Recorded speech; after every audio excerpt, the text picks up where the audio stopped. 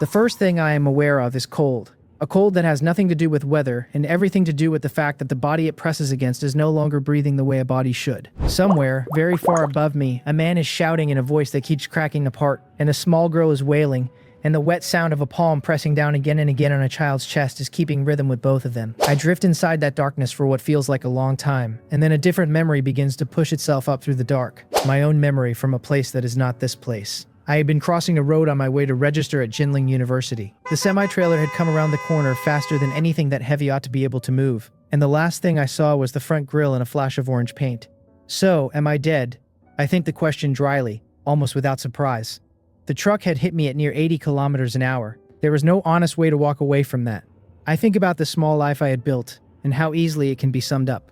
I had been an orphan, taken in by a couple who were kind to me until they conceived a son of their own. And after that, I became an extra mouth at their table. Never beaten, never cast out, only quietly subtracted from the family arithmetic. I did not hate them. They had not abandoned me a second time. They had fed me. They had paid for school. So I had repaid them by working. I had been first in my class from primary school onward, and I had taken the third highest score in the county on the liberal arts entrance exam, and I had been admitted to Jinling University. And on the way to that very admission, a runaway truck had taken everything I had built. I feel regret. I feel, also, a thin sliver of relief. There had been no one in the world for whom my leaving would mean anything more than a chair empty at a holiday table. I had never possessed enough to lose. While I am making my peace with all this, a voice begins to call to me through the dark. Several voices familiar and strange at the same time, tugging at a heartstring I am sure I do not have. A buzzing fades from my ears. I hear a man cry out for Galon. My child, wake up quickly. I hear a small girl scream that her brother does not want her anymore. I feel hands shaking me, hands pressing on my chest, the burning bloated weight of salt water inside my throat and lungs. I try to make a sound and instead vomit a great surge of seawater out onto the rocks, and the world comes back into me through that single retch. Light noise, the weight of a wool cloak, the smell of brine and wet stone. I open my eyes. I see men in black and gray wool, men with western faces and long hair, kneeling around me with anxiety and joy, fighting each other across their faces. I see beaches and reefs, and the long withdrawing tongue of a tide that very nearly swallowed me whole. A lord in a heavy cloak pulls me into his arms and tears fall instantly onto my hair. A small blonde girl, no more than 4, throws herself at my arm and sobs without any pride at all into the wet wool of my sleeve. And then, like a tide of its own, a second set of memories floods up out of somewhere deeper than my own thoughts and lays itself down inside me. The memories of a boy named Galon Tarth, eldest son of House Tarth of Evenstar Hall on the island of Tarth, 8 years old, who had heard a fisher boy speak of a faint cyan and orange shimmer in a sea cave at Mourn's Point, and who had been reckless and proud enough to dive into rising water in pursuit of a legendary sword. I have transmigrated. The realization lands quietly, with very little of the noise I would have imagined a thing like this should make. Westeros, the Stormlands, House Tarth. This is the world of Game of Thrones. The series I had loved most on Earth, the one I had read in its book form after finishing the show, the one with dragons and Essos and Ashai and the unknown lands beyond.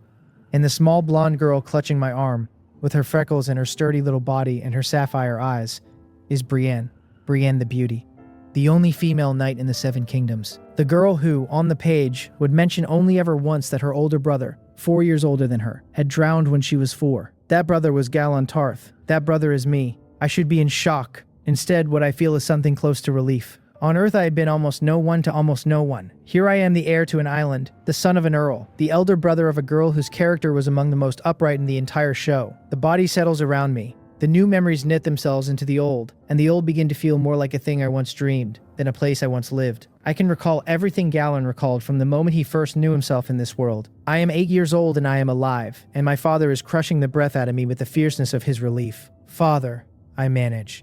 I'm fine. I pat his back as best I can with arms that still feel half made of seawater, and Earl Selwyn finally pulls back enough to look at me. His usual mask of composed Stormlander wisdom has fallen completely off his face. There is only the wild-eyed joy of a man who had been preparing himself, in the space of a single hourglass, to bury a second son. He feels the chill in my body and tears off his black velvet cloak and bundles me inside it, and he says, "Come, we are going back to the castle." He means to take me to Maester Armon at once. "Wait, father," I say. They look at me, all of them. The steward Claude with his receding hair and his anxious balding pate. The knights and guards in their boiled leather. My little sister with her tear-streaked freckled face. Without explanation, I step toward the reef where the tide had spat me up, and I begin to feel through the seawater and gravel for what I half remembered carrying ashore. There, a faint clear shimmer deep beneath the water. I close my hand around it. I lift it. Everyone freezes and holds their breath at once. The blade in my hand is not a thing of mortal forging. The whole length of it gives off a soft cyan light, like the breath of the deep sea drawn upward into steel. The light is not dazzling, it is gentle. It ripples like the surface of the Bay of Tarth on a moonlit night, and along both edges of the blade run two thin orange-red lines,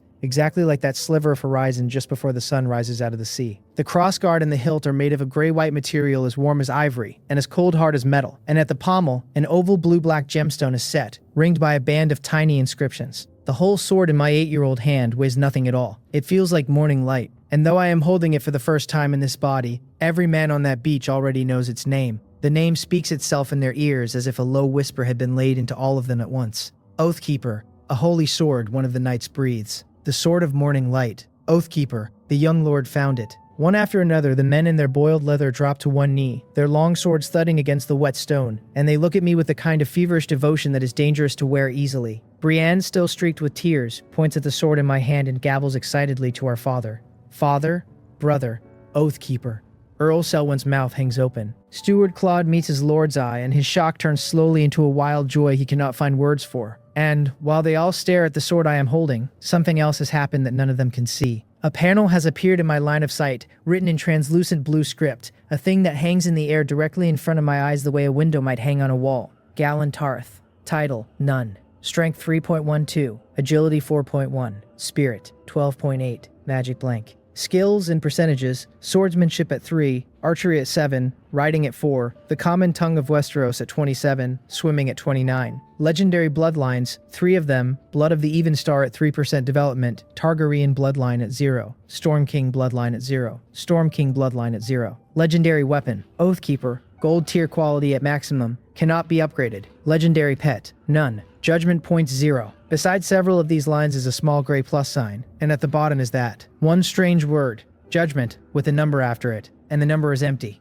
So this is my golden finger. I call out for a system in my mind, the way 1,000 transmigrator novels had taught me you were supposed to, and there is no answering voice. Whatever this panel is, it has no intelligence to converse with. The pluses are gray, which means I cannot click them yet. The judgment points line sits there with its empty number. So, in order to add to any of these attributes, I must first acquire judgment points. How exactly does one acquire judgment points? The panel does not say. I feel the small headache that any transmigrator would feel at being given a manual without instructions, and I cannot help wondering whether this golden finger of mine is a gift of my crossing over, or whether it has been pulled out of the sea, along with this sword. Legendary weapon, Oathkeeper, gold. The only thing on the panel whose quality is already at the very top. The blade in my hand catches my attention again. I bend my eye to the inscriptions at the pommel, and the small ring of letters resolves itself for me alone. Just made. Oathkeeper. The legendary holy sword that the Maiden of the Seven in the Legends of the Seven-Pointed Star had bestowed upon Galon of Mourn in the Age of Heroes. The sword is real. The sword is mine. I cannot quite hide my excitement. In Westeros, what knight does not dream of carrying a named ancestral blade? The oldest houses pride themselves on a single piece of Valyrian steel, and now, 8 years old and still wet with seawater, I am holding a sword that surpasses Valyrian steel, as morning light surpasses lamplight. I lift it experimentally. It cuts the air with no resistance at all, and its weight perfectly suits the small body I have inherited, as if it has measured me and adjusted itself. And to settle the matter completely, on the backswing I clip the protruding corner of a reef beside me, and a chunk of stone the size of my head slides cleanly off into the water. The cut is smooth as a mirror. Even cutting through iron like butter would not begin to describe it. Father, is this? Earl Selwyn's voice has gone trembling and raspy. Oathkeeper. He had named me Galon to bless me with the name of the legendary hero, never imagining that his eldest son would actually find the holy sword that had been lost since the Dawn Age. He reaches out a trembling hand to touch the blade, and the moment his fingertip brushes the steel, he yanks it back with a hiss as if struck by lightning. A bright red burn has appeared on his fingertip, with a faint thread of smoke curling upward from it. The holy sword chooses its master. My lord, Claude says quietly. There is no displeasure on my father's face. There is only joy brighter than before. He commands the steward to try, and Claude, jaw set, reaches out and is also burned. The two of them look at one another. He commands every knight and guard to try as well, and one by one swallowing, they reach out and one by one they recoil with cries of pain and burns that will become small permanent honors on their hands. Not one of them looks angry. Every one of them looks reverent. They never expected, in any life of theirs, that their young masters tumble into the sea would mean they had been present when Tarth's lost holy sword came back into the world. I plant Oathkeeper into the sand and pull it free again, and the men climb back onto their feet, and Earl Selwyn at last lets the smile he has been holding back blossom out into something close to wonder. Come, he says, back to the castle.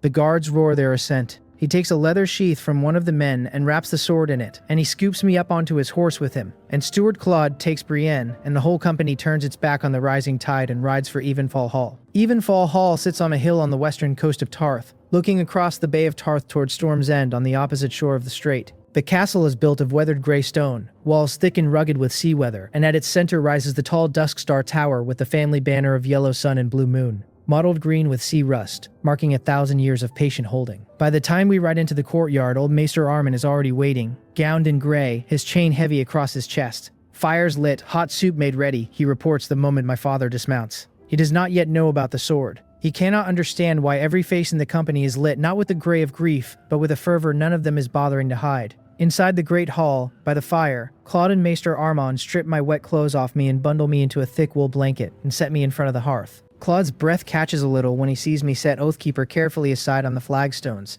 Maester Armand eyes the strange beautiful longsword and decides kindly to ask later. He puts a bowl of meatball soup with cinnamon dates and mint into my hands and makes me sip it slowly. Brienne keeps adding small handfuls of kindling to the fire because in her 4-year-old mind, a brighter fire will mend her brother faster. I cannot help reaching out and pulling her into my arms. She is not the cold, distant brother of my last life. This one burrows trustingly inside the wool blanket until only her freckled nose and her 2 bright sapphire eyes peek out at me from the fold. The closeness of it cracks something open in me that I had thought was shut for good. Earl Selwyn watches us across the hearth, and a slow, deep smile of relief works itself across his face. Then his eye falls on Oathkeeper and he steels himself, and he reaches for it. This time he has learned. He grasps only the leather sheath. Even so, the weight surprises him, 30 or 40 pounds at least, twice the weight of an ordinary 2-handed sword, and he must use both hands to hold it level. Yet at Mourn's point I had swung the same blade easily one-handed. The sword adjusts its weight for its master and turns leaden in any other hand. He examines the inscriptions at the pommel. Just made, Oathkeeper. He sets the blade down very carefully and exhales. He stares for a long while at the family banner above the hearth. 2 suns on a red field and 2 moons on a blue, the sigil of House Tarth. House Stark has been glorious. House Baratheon has been glorious. House Lannister, House Gardner, even the up-jumped Tyrells of Highgarden, all of them have been glorious. But House Tarth has not left a real mark on the history of Westeros for a very long time. The head of House Tarth had once been honored with the title Evenstar. No one calls them that any longer. The end of dusk, my father whispers under his breath, the family motto coming to him unbidden, the coming of dawn. He looks across the hearth at me cradling Brienne, and he allows himself for the first time to think that perhaps Galon is the dawn of House Tarth. When the fire has settled, and Brienne has dozed off against my chest, my father turns his head toward me again. Galon, he says, and his voice has a careful edge. Why did you jump into the sea and into that cave without thinking? Was it Old Feck's son who led you? I understand at once what he is really asking. No, father, I tell him, shaking my head. Old Feck's son did nothing. You don't need to trouble him. In the borrowed memories, the fisher boy had begged the old Galon not to go in. Earl Selwyn's eye holds mine for a moment longer, weighing whether some scheme might have been at work against the heir of House Tarth. But in the end, he believes me. Then why were you so certain the holy sword was in the cave? He asks. I think for a moment and tell him a small useful lie. I heard a kind of call from the shore. A call from the holy sword. His eyes widen, his chest heaves, and I nod gravely. After all, I do not know yet how strangely I shall behave in the days ahead, and there is no harm in laying down, this early, the suggestion that the sword speaks to me in ways no other man can understand. Earl Selwyn fills in the rest of the picture for himself, that his son might be marked for some great responsibility, that his son might be a man favored by the Seven. The conviction settles on him the way snow settles on a roof, by its own slow weight. He will not tell me, but I see in the rapid breath behind his composure that he has taken on, in a single afternoon, a hope so heavy it has begun to frighten him. I do not feel any of that weight. I am quietly teasing my sister, who has begun to drowse, pinching one of her plump warm hands with my thumb and forefinger. 4-year-old Brienne is sturdy and warm and thoroughly cute. There is no hint yet of the nearly 2-meter warrior she will become a decade later. No awkward growth, no crooked teeth. Her sapphire eyes are exactly as the books described them. The freckles are exactly where the books said they would be. I find that I am very fond of this little sister already. I think how, in the original story, she was called ugly mostly because of her height and her crooked teeth and her broad-built strength, and not because the bones of her face are bad, and I begin to think that, given a little quiet attention, this small girl could grow into a tall woman of great strength who is also unmistakably handsome. Skincare, a way to keep her teeth straight, the right balance of exercise. I file the notes away. I have time. I have nothing but time. I reopen the panel in my mind and read it through again, slowly, while my sister sleeps against my chest. Strength 3.12, agility 4.1. Those numbers, I guess, mean that adult average is somewhere near 10. Spirit 12.8, that is too high for an 8-year-old, and the only honest explanation is the soul of a transmigrator stacked on top of a child's accumulated memories. The skill percentages match what I find in Galon's memories, writing in archery and swordsmanship that are real but only beginning. The common tongue at 27% because he is still only 8 years into reading and writing it. Swimming at 29 because he was born on an island and grew up in the sea. I assume 100% means full mastery for an ordinary man. Then the bloodlines. And these are the things I had not expected. 3 legendary bloodlines, all of which the panel declares undeveloped or near to it. Blood of the Evenstar runs in House Tarth back to the Dawn Age, and it must be the reason Brienne, in the books, grows as tall and as strong as she does. Perhaps a sliver of Evenstar awakening in her body. The Storm King bloodline traces to House Durrandon, the Storm Kings of old, who held Storm's End before House Targaryen's coming. House Tarth and House Durrandon intermarried for centuries, and the trait shows even now in our hair. The men of House Tarth, like the men of House Baratheon afterward, carry the thick black hair of the Storm Kings, while Brienne, like an Evenstar daughter, carries the pale gold of her mother's people. That is the pair I might have expected. The third, the Targaryen bloodline, is the surprise. House Baratheon, ruling the Stormlands these 2 centuries, had married into House Tarth quite often, and House Baratheon's own veins carry the blood of old Valyria diluted but real. Through those Baratheon-Tarth marriages, a thread of Targaryen has been woven into me, almost too thin to call mine. For most of House Tarth, this thread is meaningless. For me, it means I can put points into it. That bloodline matters more than I want to admit to myself. To allocate enough points to wake the Targaryen blood in me would mean, in time, the gift of fire immunity, the answering call of dragons. Dragons are not optional in this world. Having a dragon and not having a dragon are 2 utterly different things, so that is the one I will be hungriest to feed. Not now. Now I do not even know how to earn judgment points. But one day, the steward's voice breaks across my study of the panel. "Young master, the bath is ready. Please come up to your room and rest." Claude has appeared at my elbow with a soft smile and a faint flush across his bald head from the firelight. I look down and realize that even though I am dry now, the salt is still gritty across my skin. I gently lift Brienne onto my father's lap, and Earl Selwyn settles her against him with a gentle, weary affection. "Go on," he says. "Get some good rest." I follow Claude up the spiral granite stairs of the Dusk Star Tower, the iron oil lamps in the wall throwing long flickering shadows onto the stone. The muffled sound of the sea coming up through a high small window. My bedroom is on the 5th floor, a heavy oak door carved with a yellow sun and blue moon. Inside, a faded tapestry of Galon of Mornay hand in hand with the Maiden of the Seven, a thick wool rug, a wooden tub already steaming with hot water, lavender petals and herbs floating on the surface, a fire in the hearth, and a small adjoining door slightly ajar that opens into the maid's narrow alcove. A girl of 13 or 14 with chestnut hair tied in a ponytail rises from the tub side and curtsies. Galena, the maid my late mother had personally chosen for me, has served me since I was small enough to need her to dress me. She helps me out of my salt-stiff clothes with the easy skill of long habit, and I sink into the warm water and the smell of rosemary, and feel my body give up the last of its tension. I tell her she may go for now. She bows away into her alcove. I lean my head back against the rim of the wooden tub and close my eyes and think. I have arrived too early. By Maester Armin's reckoning, the year is 275 after the conquest. The Mad King Aerys still sits the Iron Throne. Ned Stark is 12, only 4 years older than me. The tourney at Harrenhal is more than a decade away. The War of the Usurper later. I am, for the moment, in the same generation as Jaime Lannister and Ned Stark and Petyr Baelish. All of them still children.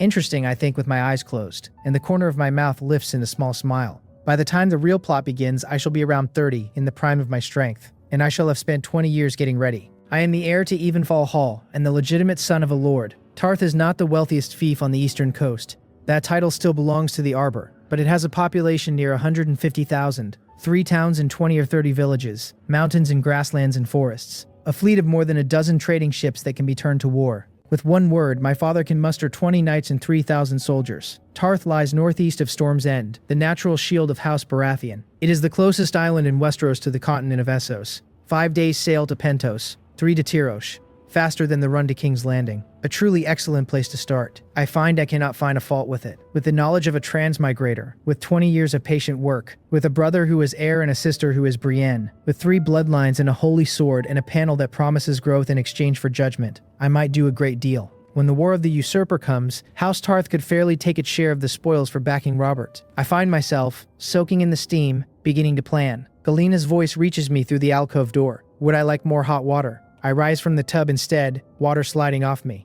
and tell her I am finished. She drapes a soft warm towel around me and dries me as she has always dried me. I am 8, and have not yet developed, and to refuse her now would be the strange thing. She hands me underclothes and a black silk sleeping robe.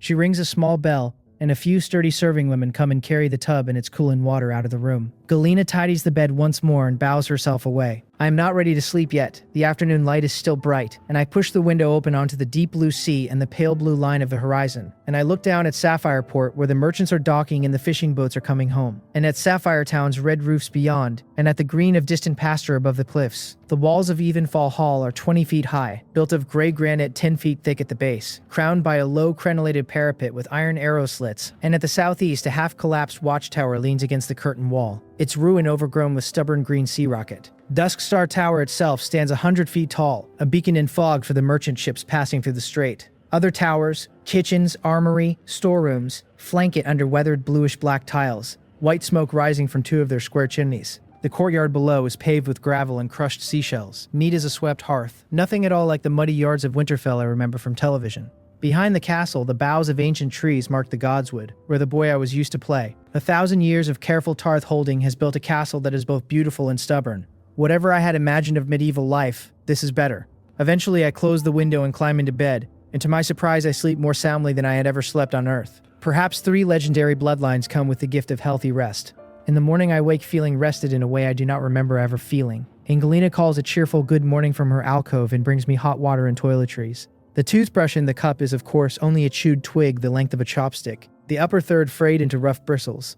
I dip it in salt as the previous Galon used to do, and clean my teeth as best I can, and my gums sting and bleed a little for the trouble. I shall need to invent a proper toothbrush. I shall need to invent a great many small things. The thought makes me smile. Galena dresses me, a close-fitting linen shirt, a dark gray wool and silk robe embroidered with antique gold thread patterns, and fastened with 3 ebony buttons, plain black linen trousers tied below the knee with leather cords, a pair of high cowhide boots for the rocky island ground, and around my waist a tanned cowhide belt with a gold buckle and a wave-carved tail. The whole outfit marks me a noble at a glance. A commoner could not afford it after a year of work. In my last life, I had owned 1 or 2 sets of clothes, replaced only when worn through, and I had refused every confession a girl made to me in school because I had been ashamed of how I dress here. I stand before the half-length brass mirror in the south corner of the bedroom and look at the boy I have become. Short, dark, slightly curly hair with messy ends, the black hair of the Storm Kings, the same black as my father's. A pair of clear blue eyes ringed faintly with light gray near the pupil, like a sea shrouded in morning mist.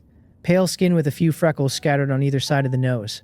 Long, slender brows, a straight nose, a chin that is firm but not yet hard, nearly 5 feet tall already, far above what 8-year-olds should manage. I look at the boy in the brass and I cannot help thinking, with a small private smile, that this is a face that suits the master of Oathkeeper. I leave the bedroom and go down the spiral stair to the great hall, where the maids are already laying out breakfast. "The young master," they cry, and they bow with a brightness in their eye that they did not used to have when I came down. The news of the Holy Sword has plainly already gone through the household. Steward Claude tells me my father rode to Sapphire Town the previous night and has not yet returned, and Brienne is still asleep. I sit at my usual place. Breakfast is a feast. 3 kinds of bread, 4 kinds of meat, 2 soups, apples and blood oranges, and pumpkin chunks roasted to take the edge off the richness. The cooking is plain by my old standards, but the ingredients are excellent. I eat and enjoy. And then, instead of waiting for my sister to wake, I climb to the 3rd floor of the adjacent tower, where Maester Armand makes his lessons among his ravens. Maester Armand greets me with sparkling eyes.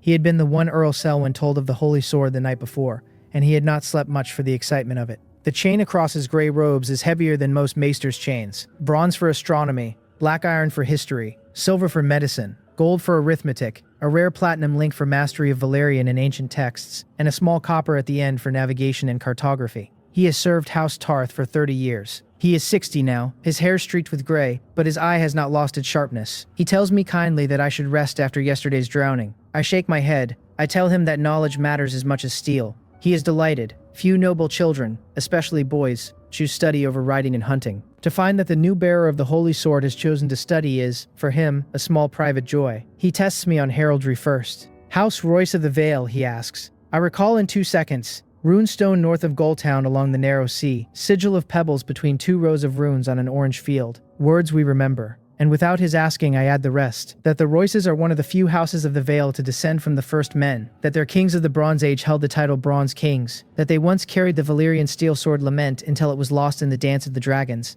That they yet possess ancestral bronze armors inscribed with old runes, said to ward the wearer. I remember things now, I notice as I speak, with a clarity that the boy I was on Earth never had. Memory has thickened into something dependable. Maester Armin's admiration is plain. He asks for House Valerian, and I give him Driftmark and the silver seahorse on a sea-green field, and the words, the old, the true, the brave, and tell him that the Valerines came to Driftmark before the Targaryens came to Dragonstone, that they share Valyrian features, though they are not a Dragonlord house, that the office of Master of Ships on the small council usually goes to their head. He stops me there. Galon, he says, you have mastered heraldry. We shall begin a new lesson. He writes 3 options on a piece of parchment and slides it to me. Geography and cartography of the 7 kingdoms. Noble etiquette and laws of succession. Medicine and herbal knowledge. I think for a moment and choose geography. Etiquette and laws can wait. Medicine I need only in passing, but a transmigrator without a map is a transmigrator wasting his good fortune. Then I add a request. May I take a second course as well?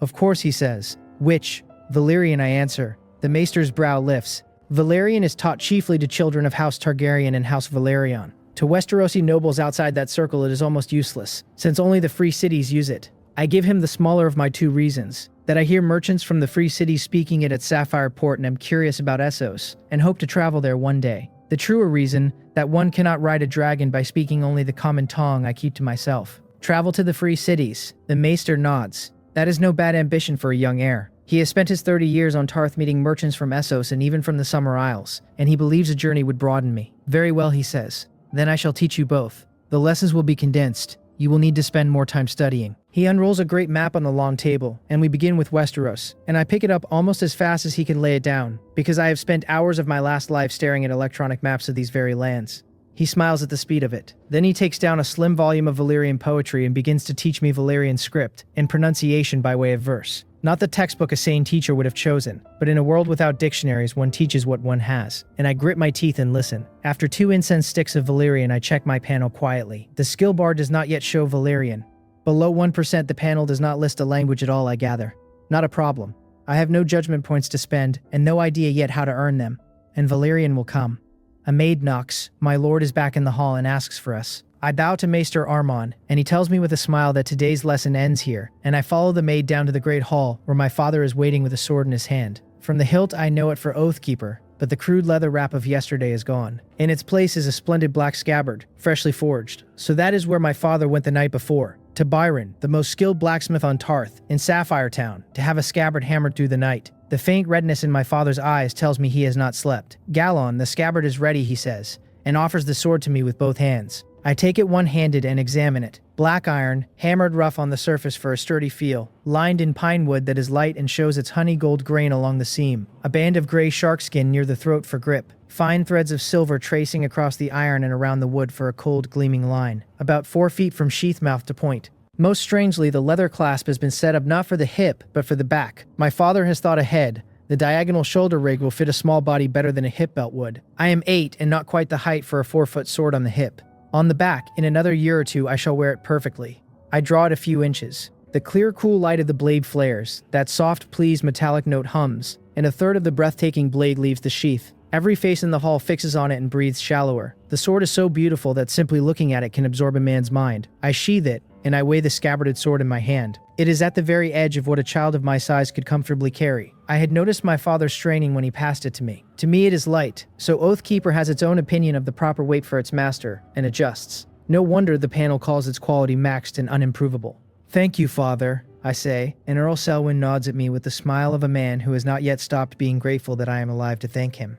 Brienne comes running in then with sand on her hands and her bare feet, and throws herself into my arms. She has been at the beach building little castles. Galon, my father says, watching her. Brienne is 4.5. Tomorrow let her join you in Maester Armin's lessons. I nod. She is sturdier and brighter than girls her age, and the right age for the common tongue. Claude is sent to tell the kitchens to prepare lunch, and as he goes, Maester Armin hurries in clutching a letter still warm from a raven, and tells my father that the queen has born a healthy boy, named by King Aerys Viserys Targaryen. My father chuckles. After a string of miscarriages and stillbirths, the queen has finally born the king a healthy prince, he says. The king's mood will improve a little. I shake my head slightly to myself and say, so it is Viserys, the sleeping dragon.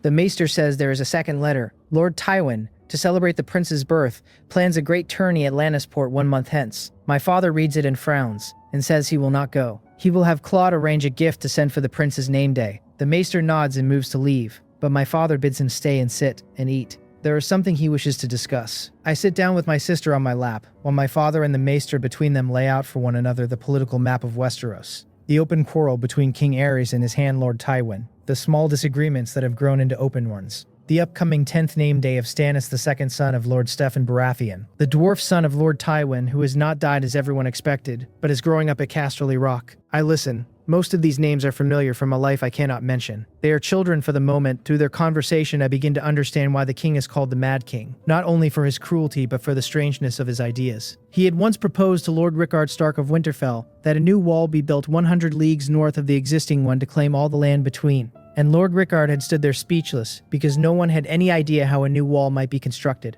And the area in question was inhabited by 10,000 wildlings, whose displacement would have meant a war. Visiting Sunspear, the king had told the Princess of Dorne that he meant to dig a great underground canal through the Red Mountains, to bring water down from the rainforests, to make the Dornish desert bloom with flowers, and so on. Listening, I almost choke on a piece of bread laughing. Aerys and his second son Viserys, I think, are cut from precisely the same cloth. Viserys' whole talk in the books about waking the dragon must have been learned at his father's knee. I notice the contempt my father is at no pains to hide for the king, and the careful praise he gives Lord Tywin. Whether Tywin is patiently driving the king mad or merely doing competent service in difficult conditions, I cannot tell yet. Either way, his administrative skill, military leadership, and political acumen are the first rank in the Seven Kingdoms. After lunch, Brienne and I go up to nap. Children grow on sleep. When I rise, I sling Oathkeeper across my back and walk down to the Godswood behind the castle. There among the old trees, a tall, brown-haired man in plate armor stands waiting with his back to me, and at the sound of my step he turns, and a sword-scarred face splits into a smile. Sir Goodwin, Master-at-Arms of Evenfall Hall, who placed 6th at the tourney at Highgarden 7 years ago, stern with the soldiers, easier with me. Galon, he says, your father told me you were well, and asked me to continue your lesson today. He looks me over, color, gait, and is satisfied that yesterday's drowning has done me no lasting harm. I make him laugh by answering that any kid on Tarth has gulped down a bit of seawater in his time, and he warns me not to say so where my father can hear. Then his eye finds the sword across my back. Galon, is this the holy sword you found at Mourn's Point? I draw it for him in the long afternoon shadows of the Godswood, and that clear, cool light flares again. His face goes still. Truly extraordinary, he whispers.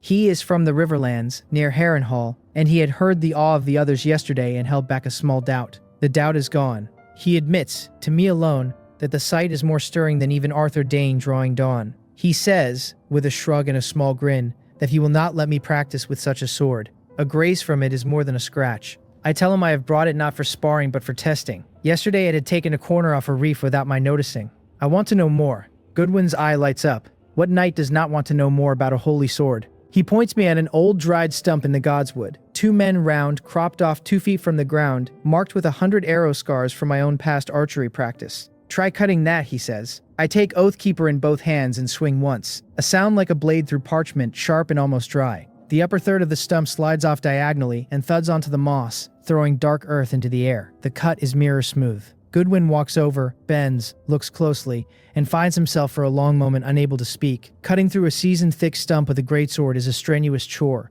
The blade should bind 2 or 3 inches deep at best. I have just sliced a third clean off, and the blade had felt to me as if it were cutting stiff cardboard. There had been a moment of resistance, and then the sword had slid through as smoothly as silk. I swing again to be certain. A larger chunk slides off this time. Even cleaner, even less resistance. The thing feels like a small twig under my hands. I cannot quite hide my own delight. It reminds me, ridiculously, of striking at cabbage heads with a stick when I was a boy on Earth. Goodwin watches me swing, breathing harder. Then, without a word, he removes his own plate vest and walks over to the wooden practice dummy I always use, and fits the vest onto the dummy and ties it in place. Try that, he says. Are you sure, sir? I ask. Plate is not cheap. The vest alone is worth 2 gold dragons, and a fisherman on Tarth earns a year of work for 20 or 30 silver stags. He shrugs. To know the truth of a sword, you must test it on real armor. He believes Lord Selwyn will repay the cost. Fair, I say. I set my stance, and grip the hilt with both hands, and I swing with everything my 8-year-old body can put behind it. Sparks, a hard, clean ring, and when the blade halts, I see that the chest of the plate has been slit diagonally, near 3/4 of its length, only barely held together by the lower hem. Beneath, the wood of the dummy carries a deep gash. A man wearing that armor would have been gutted and dead. Goodwin looks like a man who has just glimpsed a future he had not expected. If the 8-year-old can do this, he is plainly thinking, what will the 18-year-old do, and what will that 18-year-old do on a charging warhorse? He shakes himself. Galon, he says, this sword truly lives up to its name as a holy blade. I nod. The 7-pointed star tells me that Galon of Mornay drew Oathkeeper only 3 times in his life. Each time for a foe of unprecedented power, and I am beginning to suspect the sword has more to it than I have yet seen. The faint orange line along its edge, a trace of the magic I have not yet learned to call. I think of the magic line on my panel that sits at 0. Perhaps the deeper power of Oathkeeper draws on magic the wielder must himself supply. The Age of Heroes was a time of magic and monsters, and a hero of that age would have needed more than a sharp blade to earn his name. But Goodwin will not let the lesson become a sermon. Galon, he says, this sword's power is astonishing, but I beg you, do not learn to lean on it. A knight's strength is never the sword in his hand. Arthur Dane without Dawn is still the greatest swordsman in the 7 kingdoms. A farmer with Oathkeeper would lose to any knight. I understand, sir, I tell him. I do. The sword is the icing. I am the cake. He is satisfied. Switch to the wooden practice sword, he says. Today's lesson begins. His way of teaching me is wonderfully simple. He never has me spar with him. He has spent 2 years building me from the foundation up. Grip. Generation of force from the core. Footwork. Never rushing forward. Never permitting bad habit. My foundation is strong. Now we are working on precision. 2 months ago, he set me to standing before the dummy and to him calling out target areas: heart, liver, spleen, lungs, head, neck, hands. And I had to whip the wooden sword in and strike that exact spot within a second of his calling it. I can now hit any target he names within a heartbeat. He has moved up to a harder drill, a basket of sour green apples from the hills around the hall, and he stands across from me and throws them, and I, holding the wooden sword like a baseball bat, must strike the apple out of the air. In the first weeks I could not hit any of them, and was hit several times myself, until my brow lost its pride and learned to track. Now I hit 1 out of 3. Goodwin throws at 70% of his strength, which is fast. When I can hit every apple, he says, he will replace them with green dates the size of olives. Fast, accurate, ruthless. That is the heart of the sword, he tells me. I find I agree. We end the lesson when the basket is empty and the sun is sliding low. Goodwin wipes his eyes and looks at the empty basket and tells me, smiling, not to go back to the hall yet. Earl Selwyn has asked him to bring me down to the meadow outside Sapphire town. There will be an execution before the sun sets. An execution, I say, mopping sweat from my neck with my sleeve. 2 rapists, he says calmly. I nod. In Westeros, rapists are hanged or beheaded. My father, like Lord Stark, carries out the sentence with his own hand, partly to hear any last grievance, partly to make plain the Lord's authority. He has had me watch 2 such executions before. He is already preparing his eldest son to inherit the chair. We mount and ride down towards Sapphire Port through the evening. There are 3 towns on Tarth: Sapphire Town, Swordgrass Town, and Seahorse Town. Sapphire Town is the largest because it sits beside Sapphire Port, the best harbor on the island. Hangings and headings happen on the meadow outside the town walls. By the time we reach it, a crowd has gathered. My father's guard, several knights I know, 30 or 40 townsfolk. Heads turn at our hoofbeats. Young Master Galon, the cry goes up, and a path is cleared. The hum of conversation thickens when they see the sword at my back. The news has had only a day and a half to spread, but on an island this size, that is enough. The small folk are already whispering that Galon Tarth, sharing the name of Galon of Mourn, has found Oathkeeper at Mourn's Point, and that perhaps the young master is the legend Reborn. Within another half-month every soul on Tarth will know it, and I shall not be just the heir. I shall be a name spoken in awe. Father, I greet, and dismount. My father stands in the center of the field with both hands resting on the crosspiece of a heavy greatsword, wearing black leather gloves, his face solemn. He smiles only when he sees me. In front of him kneel 2 men, hands bound, both wretched. One is thin and yellow-haired and limp, his head bowed in resignation. The other is bald and burly and scarred, half an ear missing, eyes savage and fixed on my father. My father wastes no further time.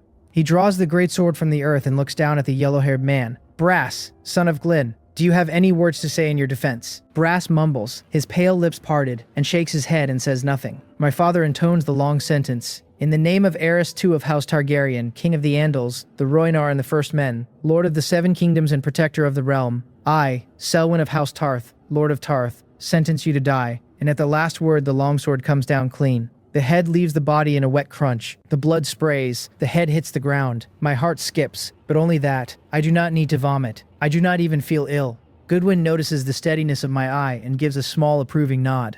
So do several knights, and the more observant of the townsfolk. My father glances back at me and is satisfied. He turns to the second man, Sagari, son of Mudan. Do you have any words to say in your defense? The bald man, looking at the headless body of his fellow, has been pushed past fear and into rage. Defend what? He sneers. That woman was so moist. I took her. What of it? Who are you to judge me just because you are some damned lord? Sooner or later the heads of you Tarths will be in the dirt too, and the women in your castle will be ravished as that woman was. And that day is not far off. Ha. A brown-haired knight steps in and kicks Sagari face first into the ground and stuffs a filthy rag into his mouth. and ties it there. My father's expression has not changed. He raises the greatsword and begins, "In the name of the Andals," and I all at once interrupt him. "Wait a moment," I say. Every face in the meadow turns toward me. "My father," I say, "could you let me do it? I have no stage fright." I take a step forward. With a clean shing, I draw Oathkeeper from my back, and the cyan glow of the blade and the faint dawn line of orange along its edge speak for me where my 8-year-old voice would not.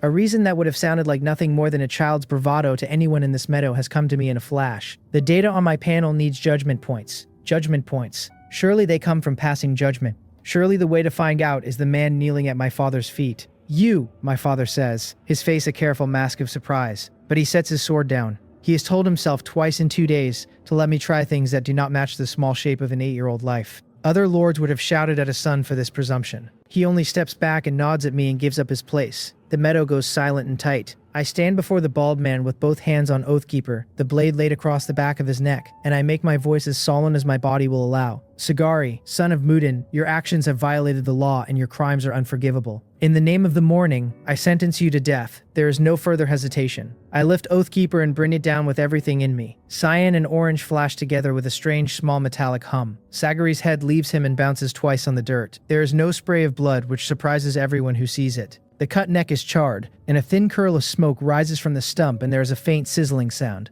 And that is all. The crowd has gone still. The sword has felt to me like cutting a rope, easy beyond anything a sword should be. The first kill of my new life is also somehow not a thing I find difficult to bear. I can think only of the panel. I pull it up. Galon Tarth. Title, None. Strength 3.12. Agility 4.1. Spirit 12.8. Magic blank. Skills the same as before. Bloodlines the same. Legendary pet none. Judgment points 2. 2 judgment points. My heart pounds. I have guessed correctly, so this is how the points come in. I do not yet know whether any death will earn them or only an executed criminal earns them, but the principle is now clear. I close the panel without spending the points. I am 8 years old and I am not going to dance with joy after lopping off a head, no matter how sharp the urge. And I look down at the headless body and find I feel only a small distaste, not disgust. A man's corpse is, in the end, not very different from a butchered animal. Blood and meat and stilled muscle. It is the spillage of intestines and viscera that the books and shows had taught me to fear. And in this killing there has been almost none. "You did well," my father says, and steps over and lays a hand on my shoulder. He has decided, in his own way, that the bald man's curses provoked me, and that I have done the cleaner of the 2 beheadings out of righteous anger. He approves. He had not thought a son of his would dare to take a head at 8. Many noble children at this age dare not even watch. I look out at the small folk, and they have not dispersed. They are staring at me with the sword still in my hand, and the chant begins low and quiet. Galon, Galon, Galadon of Mornay, and grows until 30 or 40 voices are doing it together, half whisper and half prayer, and I do not know what to do with that. I wave at them with what I hope is a faint, dignified smile. "Let's go home, father," I murmur, and he nods, and we ride back to Evenfall Hall. I make some excuse to wash, and I hurry up the spiral stair to the bathtub, where Galena has already laid out hot water. I send her into her alcove. I sink into the warm. I open the panel. The 2 judgment points still sit there beside that awkward little number. I look at the rest. The plus by magic is gray, unspendable. The legendary weapon is maxed, no plus to spend on. There is no legendary pet. That leaves strength, agility, and the bloodlines. I really want to spend 2 points on a bloodline. On the Targaryen one, of course, but I do not yet know what 2 points to a bloodline look like, and if I cannot see the effect after spending, I shall never know whether I have wasted them. So for the first allocation, I shall play it safe, a basic attribute where I shall feel the difference. Strength or agility. After a breath, I choose strength, the most obvious of all sensations. I tap the small gray plus by strength twice with my mind. 2 ghostly golden plus signs flicker. The judgment points line drops to blank. The strength line ticks from 3.12 to 3.14. A wave of heat rises through every part of me at once, hotter than the bathwater by a long way. It is not unbearable. It is something like blood that has begun to boil but has the courtesy not to scald. The heat settles outward from blood into muscle into cell, and I feel it sink at last into bone. A long soft sigh leaves me without my permission. Galena's voice from the alcove asks worriedly if the water is too hot. I tell her no, that I have only strained myself in the afternoon's training, and she relaxes. The interruption has cost me. By the time I have answered her, the warmth has dissipated, and the panel improvement is no longer a thing I can feel happening, but a thing that has happened.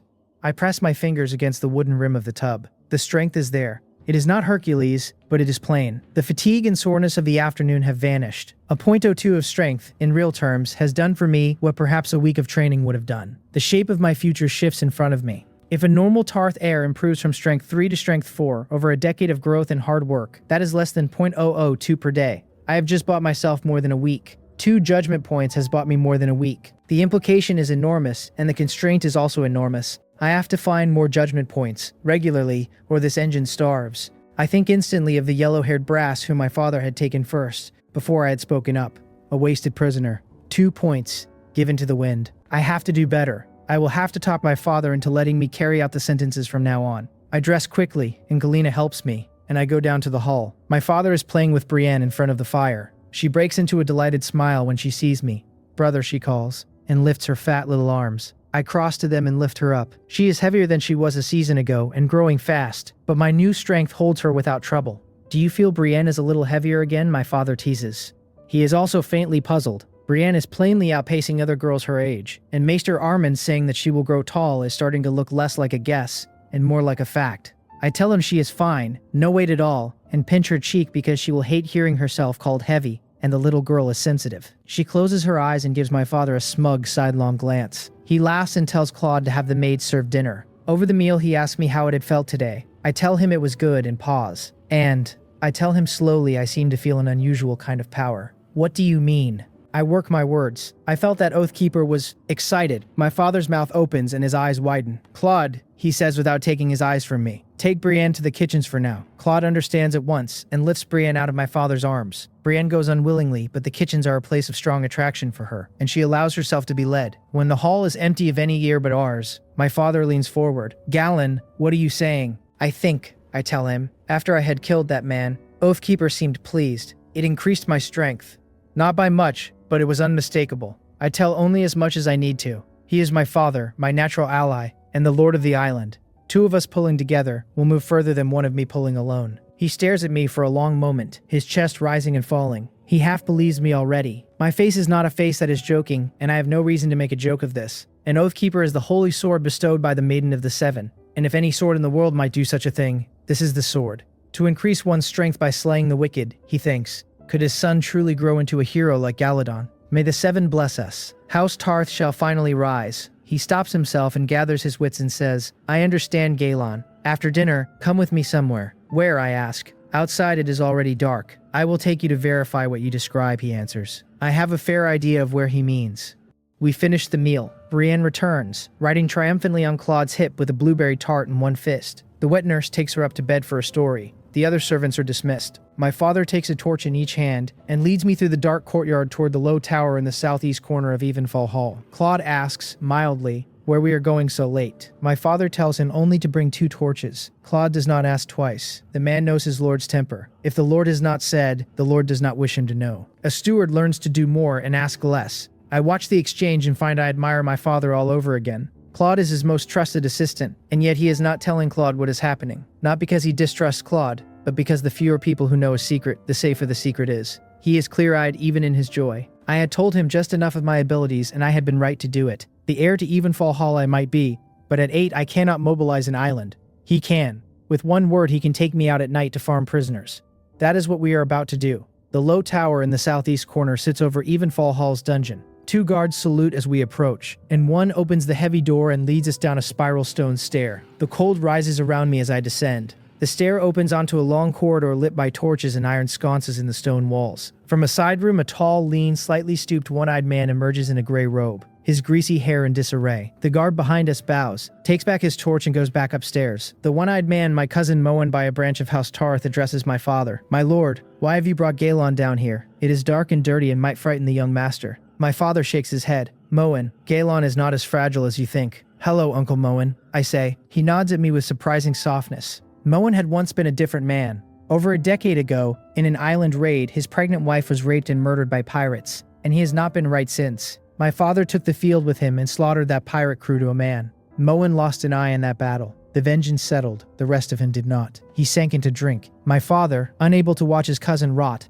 gave him this post, torturing prisoners for the dungeon of Evenfall Hall. Some pleasure in that work has kept him on his feet these many years. He is short and unpleasant with most of the household. With me he is gentle.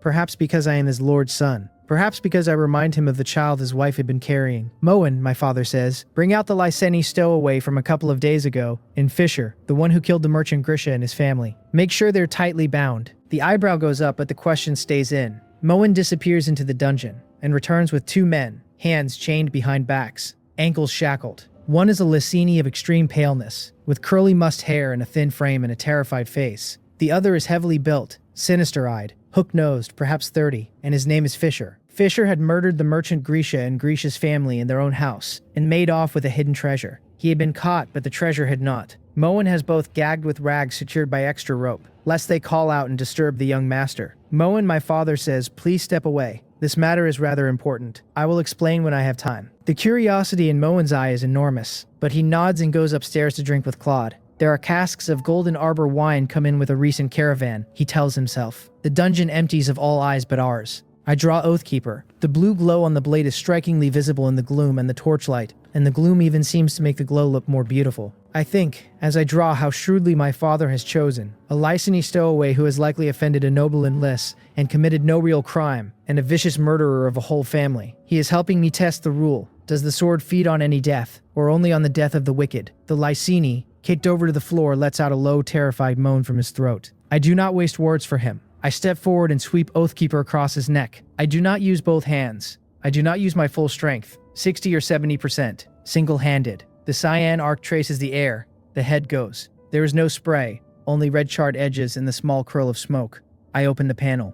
Judgment points, 0. I frown. Nothing. There are two possibilities. The first is that judgment requires a true crime, and the Lyseni had committed none worth the sword. The second is that the system has a cooldown, a span of rest before the next valid execution will earn its points. While I am thinking, Fisher is struggling on the ground, eyes growing more ferocious. He had not expected to be brought up at all so late, and certainly not for an heir's sword. His treasure has not yet been wrung from him, and now it seems his throat will not have time to give it. It didn't work, my father says calmly, ignoring the struggling. I shake my head. Try again then, he says, and points at Fisher. He is not disappointed. Fisher thrashes harder, his eyes more savage. I walk over to him, raise Oathkeeper, and in case the procedure must be exact, I make sure to mutter the formula I had used in the meadow. In the name of the morning, I sentence you to death. I bring the sword down. Crack. Fisher's head bounces. To Oathkeeper, a body is no more than cardboard. I open the panel.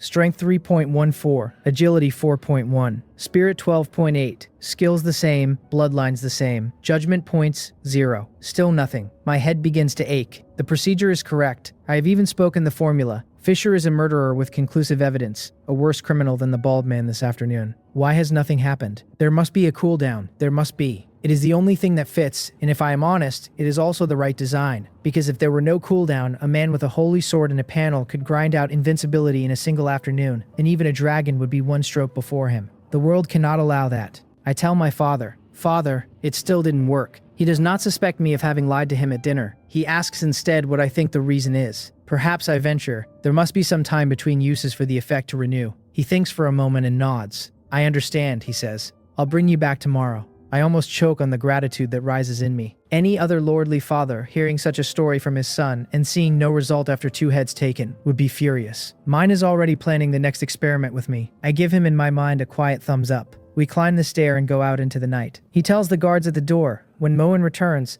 to help him dispose of the bodies in the dungeon. We walk back to the great hall. I go to my room and stare for a moment at the panel and at the inactive 0, and then I close it and tell myself, with my father in this with me, the answer will come. In the morning, Maester Armand teaches me as usual, and Brienne joins us this time. My sister is well behaved, lively as a pup with me, but obedient with the Maester, never rebellious. And when the Maester sets her aside with a picture book, she sits and reads it with serious attention. After my lesson, the Maester goes to her and uses the pictures to teach her first words of the common tongue. The morning passes that way. In the afternoon, I go to the Godswood again to train with Goodwin. We do swordsmanship and archery. Archery is frankly more fun than swordsmanship, and my talent for it is a little stronger. Aiming, drawing, and releasing are all already standardized in this body, and what I lack is only the practice that turns motion into instinct. To my slight surprise, as the lesson nears its end, I begin to hit the center of the target several shots in a row. I open the panel quietly. Archery has gone from 7 to 8%. A small thing, but a real one. I do not know whether the previous Galon had been at the edge of a bottleneck, or whether the firmness of my new soul has improved my comprehension. Either way, I am pleased. I bid Goodwin farewell and hurry back to the hall. My father is already waiting. A maid hands me a hot towel. I wipe sweat from my face and neck, and follow him again to the southeastern dungeon. The day's guards are different from the night's. Moen is not at the door this time. From deeper in the dungeon, I hear the wet wails of a man being interrogated. My father calls his name. After a while, there is the clang of a door, and Moen comes out wiping bloodstains from his hands on a piece of burlap.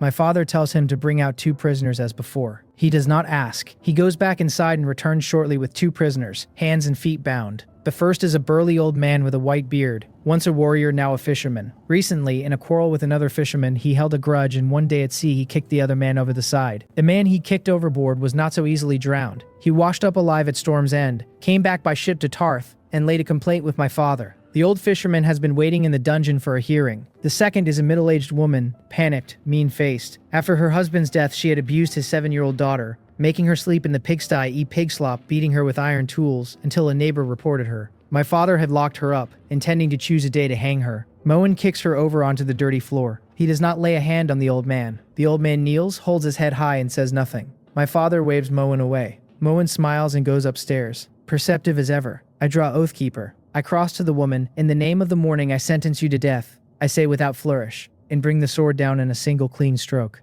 Crack. Her head joins the others on the floor. I do not waste a moment. I open the panel.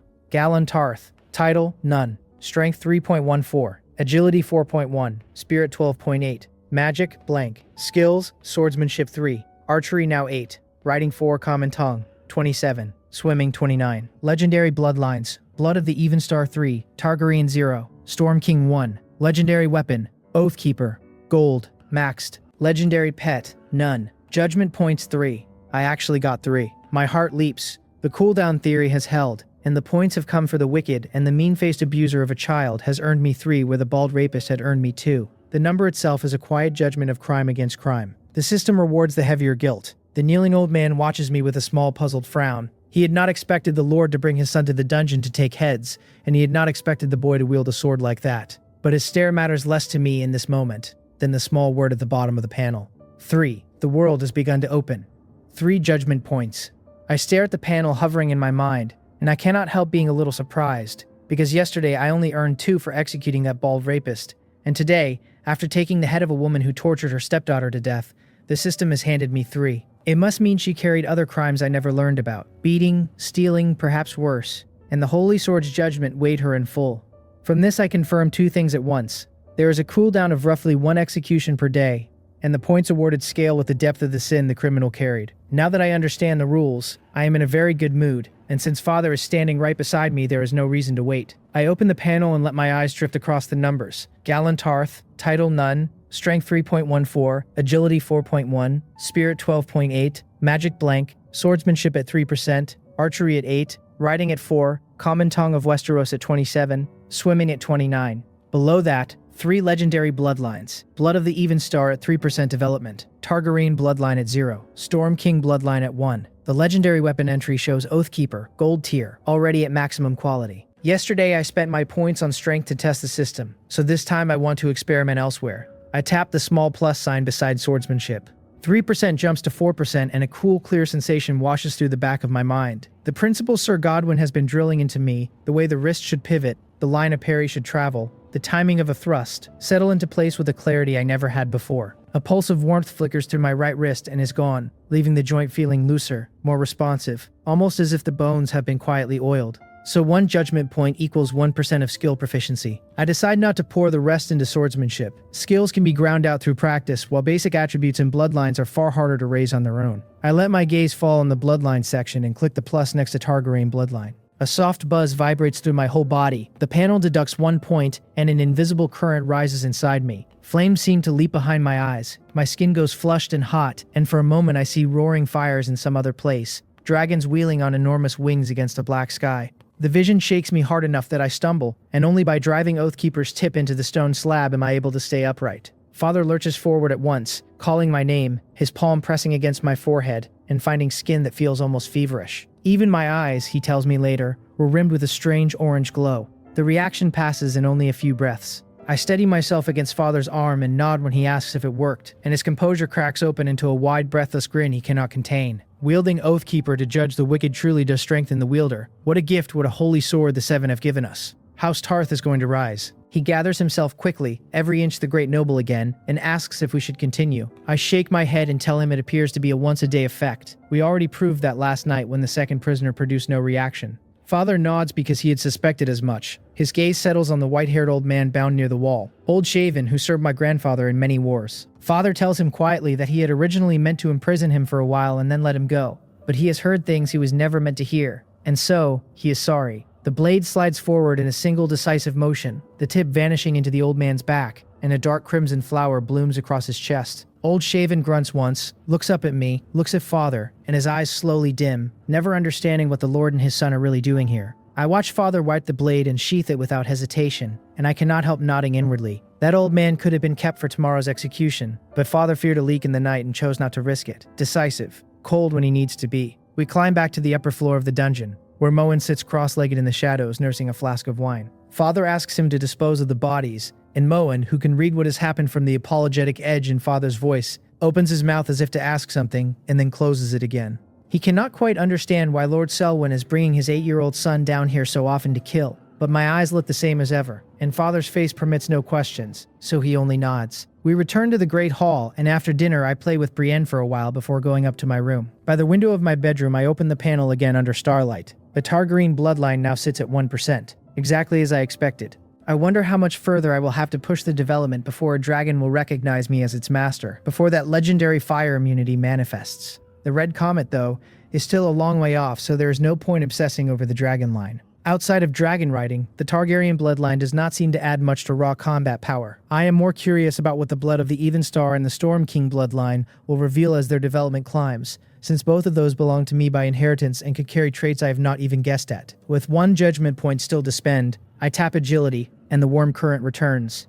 Gentler this time, less of a fire and more of a slow loosening through every joint. 4 or 5 seconds later it fades, and when I shadow step around the room, throwing a few light punches and twists, my body does feel a hair lighter, a hair quicker, though the change is much less dramatic than the strength jump. Agility 4.02, only a tiny gain, but I am not disappointed. The future is wide open. Father is going to back me with everything he has, and judgment points will keep coming. By 16 or 17 I will rival Rhaegar, Robert, even Ned, and perhaps catch Arthur Dayne himself. By 30, when the War of the Five Kings begins, I will be the strongest man in the Seven Kingdoms, perhaps with a dragon at my command. Galon of Morny reborn, plus a dragon rider. Why should House Tarth not eventually sit the Iron Throne? Father has no idea that his son is already daring to think this far. The next morning I study with Maester Armon and train with Sir Godwyn as usual. Sir Godwyn is openly astonished by the leap in my technique overnight, praising my swordsmanship, my strength, my agility, all visibly improved. And Father, watching from the edge of the Godswood, exchanges a quiet knowing smile with me. After training he takes me down to the dungeon again. Moen has prepared 2 prisoners and slips deeper into the cells the moment we arrive, professional discretion already in place. I judge the first man with a clean stroke, but the panel awards no points. When I ask Father what the man did, he tells me it was poaching. I understand at once. In this world, poaching in a lord's forest is punished by death or by the wall, but in the system's eyes it is not really sin, only a crime invented by lords for the convenience of lords. So the Holy Sword refuses to count it. Father had chosen the man on purpose, an experiment he wanted to confirm. I behead the second prisoner and the panel ticks up by 1 point. When I ask the second man's crime, Father strokes the signet on his finger with a strange expression and tells me incest. The man drove his own son out to sea so he could possess his daughter-in-law and even fathered a child by her. I look at the squat severed head on the floor and feel both disgust and a kind of weary amazement at how lurid human cruelty can be. He deserved to die. Apparently the system grades incest as genuine sin but minor sin, hence 1 point. Father asks if it is effective and I tell him it works, but only modestly. He nods. We have now confirmed the rule. Oathkeeper judges 1 sinner per day, and the deeper the sin, the greater the boon. Fitting enough, it is, after all, a holy sword granted by the Seven, and rewarding the punishment of true evil suits its purpose. From here on, my life settles into a clean, regular rhythm. Mornings with Maester Armon over geography and Valyrian, afternoons with Sir Godwyn over sword and bow, evenings spent quietly judging whatever sinner Father has procured. 2 years pass like wind through the sails. On a bright afternoon, Father, Brienne, and I stand at the Sapphire port docks among guards and household knights, watching for the white sails marked with the Arryn Falcon to round the headland. The ship is from the Vale, but the important name on board is Robert Baratheon, eldest son of House Baratheon, on his way home from the Eyrie to Storm's End. The cause of this journey is a small one with enormous future weight. Duke Stefan Baratheon and his wife have given Robert a baby brother, and that brother's name is Renly. Renly Baratheon. I let the name sit in my mind for a moment, knowing exactly which knight in green armor it will one day become, and feel time tightening like a drawn bowstring around me. The continent of Westeros has always run on the fostering custom. Highborn sons are sent to be raised in the halls of equal lords, sometimes as wards to seal an alliance, sometimes as hostages dressed in the same clothes, sometimes simply as a vote of confidence from one father to another that another man can raise his heir better than he can himself. It is an arrangement that frequently outweighs marriage in political weight. Duke Stephen Baratheon sent Robert to Jon Arryn at the Eyrie because he believed Jon's character and judgment would shape his son better than his own court at Storm's End. Imagine being Jon Arryn receiving such a request. Stephen trusts me so completely that he is handing over his future heir, the next Lord of the Stormlands. That is not friendship, that is sworn brotherhood. And in turn, Robert grows up loving Jon Arryn as much as his real father, perhaps more, because the time spent together at impressionable ages reshapes the shape of one's heart. When the War of the Usurper finally erupted, the Falcon, the Wolf, and the Stag stood together as if welded, and the alliance that came out of two fostering decisions swept House Targaryen from the throne. Even after the war, with Robert crowned king, Jon Arryn was named Hand of the King and rarely contradicted him, the bond never breaking. Even later, when Jon Arryn himself was dying, he was already arranging to send his sickly son to Stannis at Dragonstone for fostering, hoping that grim, upright Stannis would harden the boy where his own indulgence had softened him. Fostering is the political wisdom of Westeros made flesh. The Robert I am about to meet has been at the Eyrie since the age of 8. He is 15 now, which means 7 full years of Jon Arryn's hand on him. House Baratheon and House Arryn are bound tight as iron rings. I cannot help feeling a small pang of regret. If I had been 3 or 4 years older, Father could have sent me to the Eyrie too, and I, Ned, and Robert could have been the 3 musketeers of the usurpation, raised together, riding together, dying for one another. But I am 4 years younger than Ned and 5 years younger than Robert. Even if I had gone, the gap in age would have kept us apart, and Robert would already have been chasing tavern girls while I was still doing letter drills with Maester Armon. A pleasant fantasy, nothing more. Brother, are we going to Storm's End together tomorrow too?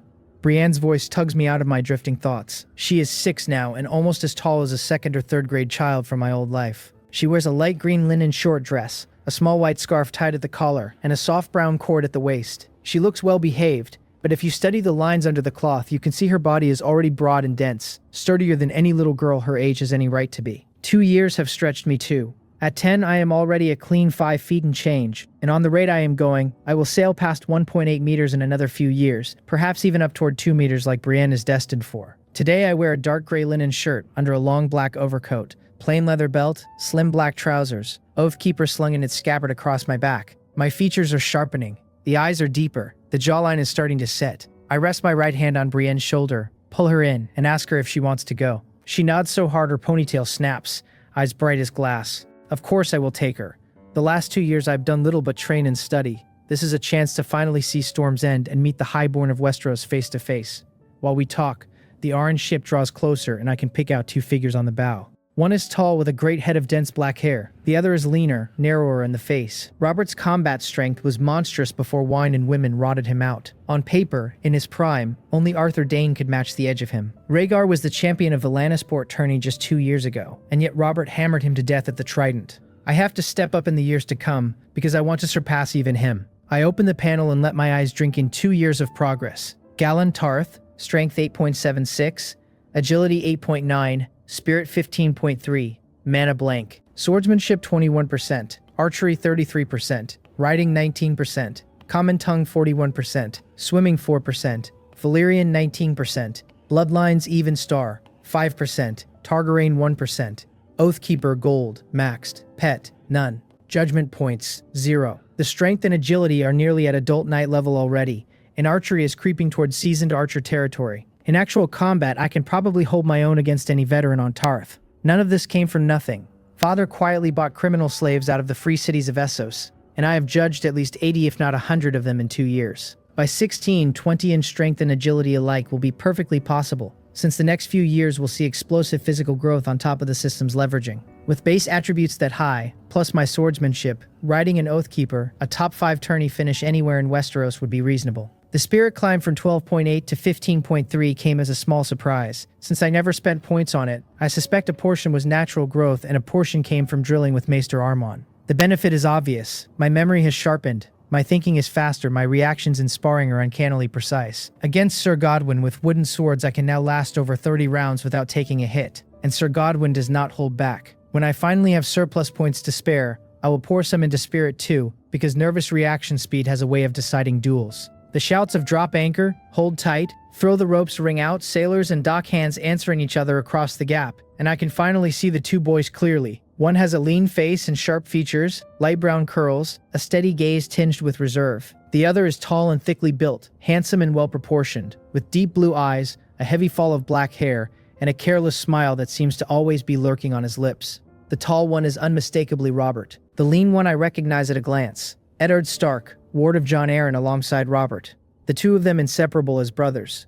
With Robert getting a new little brother, of course Ned has come along to help carry the joy back to Storm's End. Looking at 14-year-old Ned, I feel an odd ripple. He is significantly younger than the Ned I remember from the screen of my old life, even more boyish than the actor who once played Robb. And yet that stern, unsmiling face is already there, exactly the face that lets me confirm his identity before he says a word. Lord Selwyn, it has been too long. How have you been? Robert is shouting from the deck before the gangplank is even down, and Father shouts back, equally hearty, that Robert looks splendid, that he has grown into a man. The last time Father saw him, he was a tall 12-year-old still rounded with boy fat. Now at 15, he is already 6.5 feet tall and built like a young oak. As the lines are tied off, Robert simply leaps from the deck onto the pier, landing on the boards with a thud that announces his strength as effectively as any introduction. Father gives a small approving nod. Jon Arryn has clearly raised him well in body and bearing. Robert grins, claps a hand to his own chest, and then waves Ned forward. Lord Selwyn, this is my good brother Ned, second son of Lord Stark of the North. Ned steps forward and bows his head a precise measured fraction, voice low and even, calling Father my lord. Father returns the courtesy and asks after Lord Rickard's health, deliberately echoing the nickname Ned to plant a familiar tone, and Ned answers that his father is well, kept too busy by the North to travel south. Father nods. The Starks rarely leave the North, so this is no surprise. Robert, it has been a while, I say, stepping forward at last. House Tarth and House Baratheon have intermarried for generations, and we are distantly cozened, so we know each other.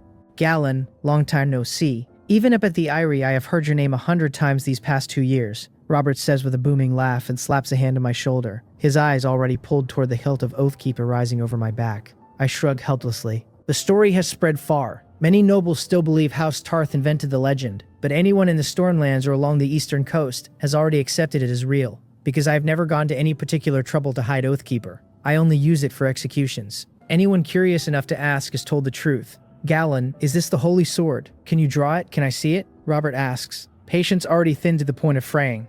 I shake my head with a small smile. He is as impulsive as the history suggested, barely off the ship and already begging for the blade. I turn instead to Ned, polite, formal, telling him my name. He answers hello Galon and gives me a small smile that sits awkwardly on top of his usual stoic face, and I cannot help being amused. Robert keeps pestering, his arms slung across my shoulders despite our height difference, his eyes locked on the inscription circling the blue gem at the pommel. Oathkeeper. I tell him to wait until we are inside Evenfall Hall. If I draw a blade the moment he steps off the boat, Father will scold me for poor hospitality. Father nods his approval. Servants bring up horses, and we ride the short stretch from the docks to the castle, Robert pointing out scenery to Ned with proprietary pride, Ned nodding repeatedly and clearly impressed. Tarth is far more beautiful and prosperous than the rough, half-frozen Bear Island country he is used to. In the Great Hall, the maids have laid out the welcoming meal already. Long tables with flowers and candles, bread and salt being placed in their proper places. Steward Claude brings the bread and salt forward, and Robert and Ned partake. Ned takes a small, careful bite of the bread, dips a single fingertip in the salt, tastes it. Robert grabs the bread in one fist, takes a savage bite, scoops salt with the loaf for the second bite, and washes the whole thing down with milk Amade is handed up. 2 bites and half the loaf is gone. Father laughs softly. He plainly approves of Robert's straightforwardness, and pats his shoulder. He then sends them upstairs to wash and change before the meal proper. Once they are gone, Father turns to me and asks for my assessment. Robert is bold and hearty, rough on the surface but shrewd in what matters, and his future achievements will be considerable, I tell him. As for Ned, he is a little too straightforward for politics. If he ever crosses paths with a real schemer, I fear he will be eaten alive. Father nods approvingly. Robert will be your liege lord. Keep that relationship close. I know, Father, I tell him. Robert is not just going to be Lord of Storm's End. This man is going to sit the Iron Throne, and his ascent, casual as it will look on the surface, is essentially preordained. Of all the houses in the 7 kingdoms, after House Targaryen, only House Baratheon sits high enough, and only Robert carries dragon blood through Rhael Targaryen. To be a candidate every great house can stomach. Try setting Ned on the throne, or Tywin. The houses would never stop fighting until the realm was in pieces. My own plan is simple. Stand firmly under House Baratheon, build my advantage during the War of the Usurper, and wait. House Tarth is still a small house, with neither the reputation or the strength to bid for the throne yet. I have to grow step by step. Robert is generous, and House Tarth is both kin and sworn vassal. As long as I deliver real service, he will not be stingy with reward. The War of the Five Kings will be my real stage. By the time it begins, I will be in my early 30s, at the absolute peak of my body, my martial power overwhelming, my lands and influence prepared, perhaps even with a dragon. By then, whether I rise as a new usurper or rule through a puppet, either path will be open. Footsteps on the stairs interrupt me. Robert and Ned, washed and changed, come down side by side. Galon, now will you show me the sword? Robert asks, his eyes already greedy. Ned glances over too, his curiosity less bare but no less real. He has been hearing about Oathkeeper from Jon Arryn and Robert for months, and he wants to compare it to his own family's ancestral greatsword Ice. All right, I tell him, but I would advise you not to try to handle it. I unfasten Oathkeeper and lay the scabbard on the long table, then draw the blade. The crisp ringing sound of the steel coming free echoes in the hall, and a flash of clear, almost liquid green light flickers across Robert and Ned's faces. They both stop dead. The blade is simply too beautiful, emitting a pale greenish glow, the metal flowing like running water or burning flame, without a single flaw, with a faint shimmering orange line along the edge as if dawn itself had been forged into the steel. The crossguard and ivory hilt are understated, noble, a perfect complement. Robert's mouth hangs open. Ned holds his breath. Both of their gazes are sunk into the sword, drowning, unable to look away. In an age where magic has supposedly vanished, seeing Oathkeeper is no different from witnessing magic with your own eyes. Robert even begins to wonder if the seven, whom he has never bothered to revere, might actually exist after all. Galon, can I try it? Robert asks, breathing harder than he should. Ned, normally rigid, lets a quiet flicker of want cross his face too. They both want to grip the hilt. I shake my head and give a small smile, only repeating the warning once, and let the sword sit on the table for them to inspect. They lean in close, and the longer they look, the more naked the envy grows in their eyes. Robert is suddenly conscious that the fine steel greatsword Jon Arryn had custom made for him last year is unimpressive. Ned is suddenly conscious that Ice, the ancestral greatsword his father treasures, is plain compared to this. Robert, true to himself, cannot resist. His fingers actually close on the hilt, and immediately he yanks them back with a hiss, sucking cold air through his teeth. Across his right fingertips, a charred red mark has appeared as if he touched a brand. Lucky he is fast. It will heal in days. I cannot help shaking my head. Words are always wasted on him. Robert scratches his scalp, embarrassed. The rumor that no other hand can hold my holy sword turns out to be true. Ned glances at his own twitching hands, glances at Robert's burned fingers, glances at me and father, and decides not to chance it. Galon, how did you find it? Is this really the holy sword the maiden gave Galladon of Mornay in the legends? Robert asks, sucking on his fingers. I shrug. Found it by accident, I tell him. I do not know if it really came from the seven, but it is sharp, and I could not care less about the rest. Robert smacks his lips with mixed expressions. Damn it, I am so jealous. Galon, this does not look like Valyrian steel, Ned says quietly, his eyes still wondering. I nod. He is right. Valyrian steel has a dark gray, almost black metallic luster, and that distinctive water pattern across the blade. Oathkeeper is blue-green, glowing faintly, the kind of weapon that in my old life would have looked like a top-tier glowing item from a video game. Several tiers above Valyrian. The system rates Oathkeeper gold, which means there must be blue and purple ratings somewhere above that. Sir Godwyn, I tell them, says my sword is sharper than Arthur Dayne's Dawn. Both of them go quiet, then share a stunned look. Forget Dawn. Neither of them even owns Valyrian steel. House Baratheon is too young to have an inherited Valyrian blade, and House Stark has ice, but it belongs to Lord Rickard, and will pass to Brandon, never to Ned. They are at the precise age, 14 and 15, when boys hunger most for legendary weapons, and Oathkeeper has just kicked them in the chest. Just how sharp is it? Robert asks. Cuts through plate armor with one stroke, I tell him. They both widen their eyes. Robert's expression turns serious and disbelieving. I am not joking. 2 years ago, at strength 3.12, I could nearly cleave plate. At 8.76, I can shear it one-handed if I swing at full force. After lunch, I will show you, I say. He cannot wait to see it. The luncheon is sumptuous. Roast wild boar with honey and clove, crispy roasted venison leg drizzled with blackberry sauce, creamy stewed mushrooms and onions, salted herring with sour cream, roasted pigeon stuffed with apples and raisins, a cheese platter with honeycomb. The wine is just as varied: strong Dornish red, golden arbor wine, Taroshi pear brandy, Myrish green mead, dark Volantine beer. Robert, only 15, has already started drinking and praises every cup of Tarth hospitality. In the middle of the meal, he lifts his goblet. Lord Selwyn, besides visiting you and Galon and Brienne, my father bid me to invite you to Storm's End tomorrow, to my brother Renly's name day. If you do not come, my father will surely scold me. I nod inwardly. So Robert is rough but attentive to detail. His pleasantries are flawless and his emotional intelligence is high. In the original, he is mostly playing the fool because that is the role that suits him, but he understands everything underneath. Ned, by contrast, really is what he looks like, simple and led in circles by everyone. Father raises his cup with a smile, says I will gladly bring Galon and Brienne to Storm's End, and the two empty their cups together. I drink a little wine with them. The rule about minors not drinking is nonsense in this world, and besides, my legendary bloodlines and reinforced physique seem to give me a remarkable tolerance. 3 Roberts under the table is a fair guess. After lunch we rest. As dusk settles, Robert hauls Ned out to find me again, demanding the demonstration. I take them, plus a few attendants, to the Godswood. With one casual sweep, Oathkeeper takes a waist-thick deadwood log clean through, the cut so smooth the wood barely creaks before it falls.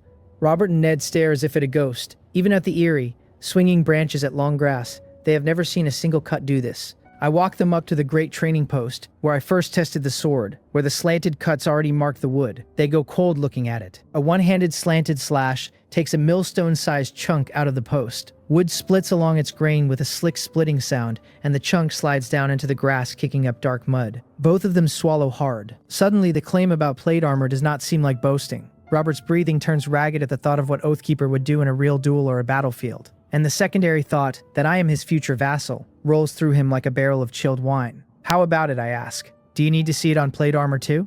Robert gives a bitter smile. I have already seen, he says, pointing across the grass to the rusted plate armor strapped to a training dummy not far away, scored with several huge gashes across the chest. That is the armor Sir Godwyn took off 2 years ago and left here for me to hack at. It has been baking in the rain ever since. Ned hurries over to look at it more closely, finds the cuts unfaithful to anything he has ever seen a weapon do, and shudders at the thought of being inside the plate when those cuts came down. It has been a while since I tested it anyway, I tell them, and walk forward casually, gripping Oathkeeper one-handed. At 2 or 3 meters from the dummy, I flick the wrist, reverse my grip, and slash diagonally upward from below. A sharp clang of metal and a shower of sparks, and the breastplate snaps on contact. The shattered front and back are sliced clean in two, and the wooden dummy parts company with itself in the same instant. Robert and Ned suck in a breath together. Ned's faith almost wavers. Could this really have been forged by mortal hands? Galon, you brat, you will be the next sword of the morning, Robert says, recovering enough to clap my shoulder. I demur, modestly, and he flashes a sudden mischievous grin and turns toward Ned. Hey Ned,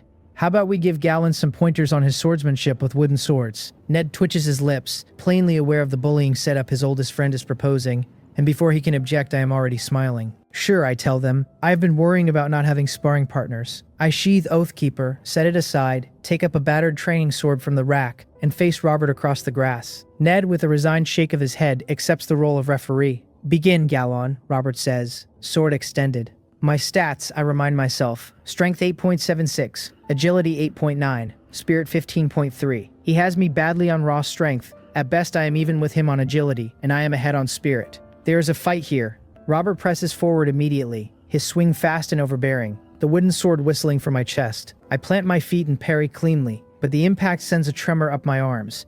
I do not push back, I take a half step back instead and brace for the second swing.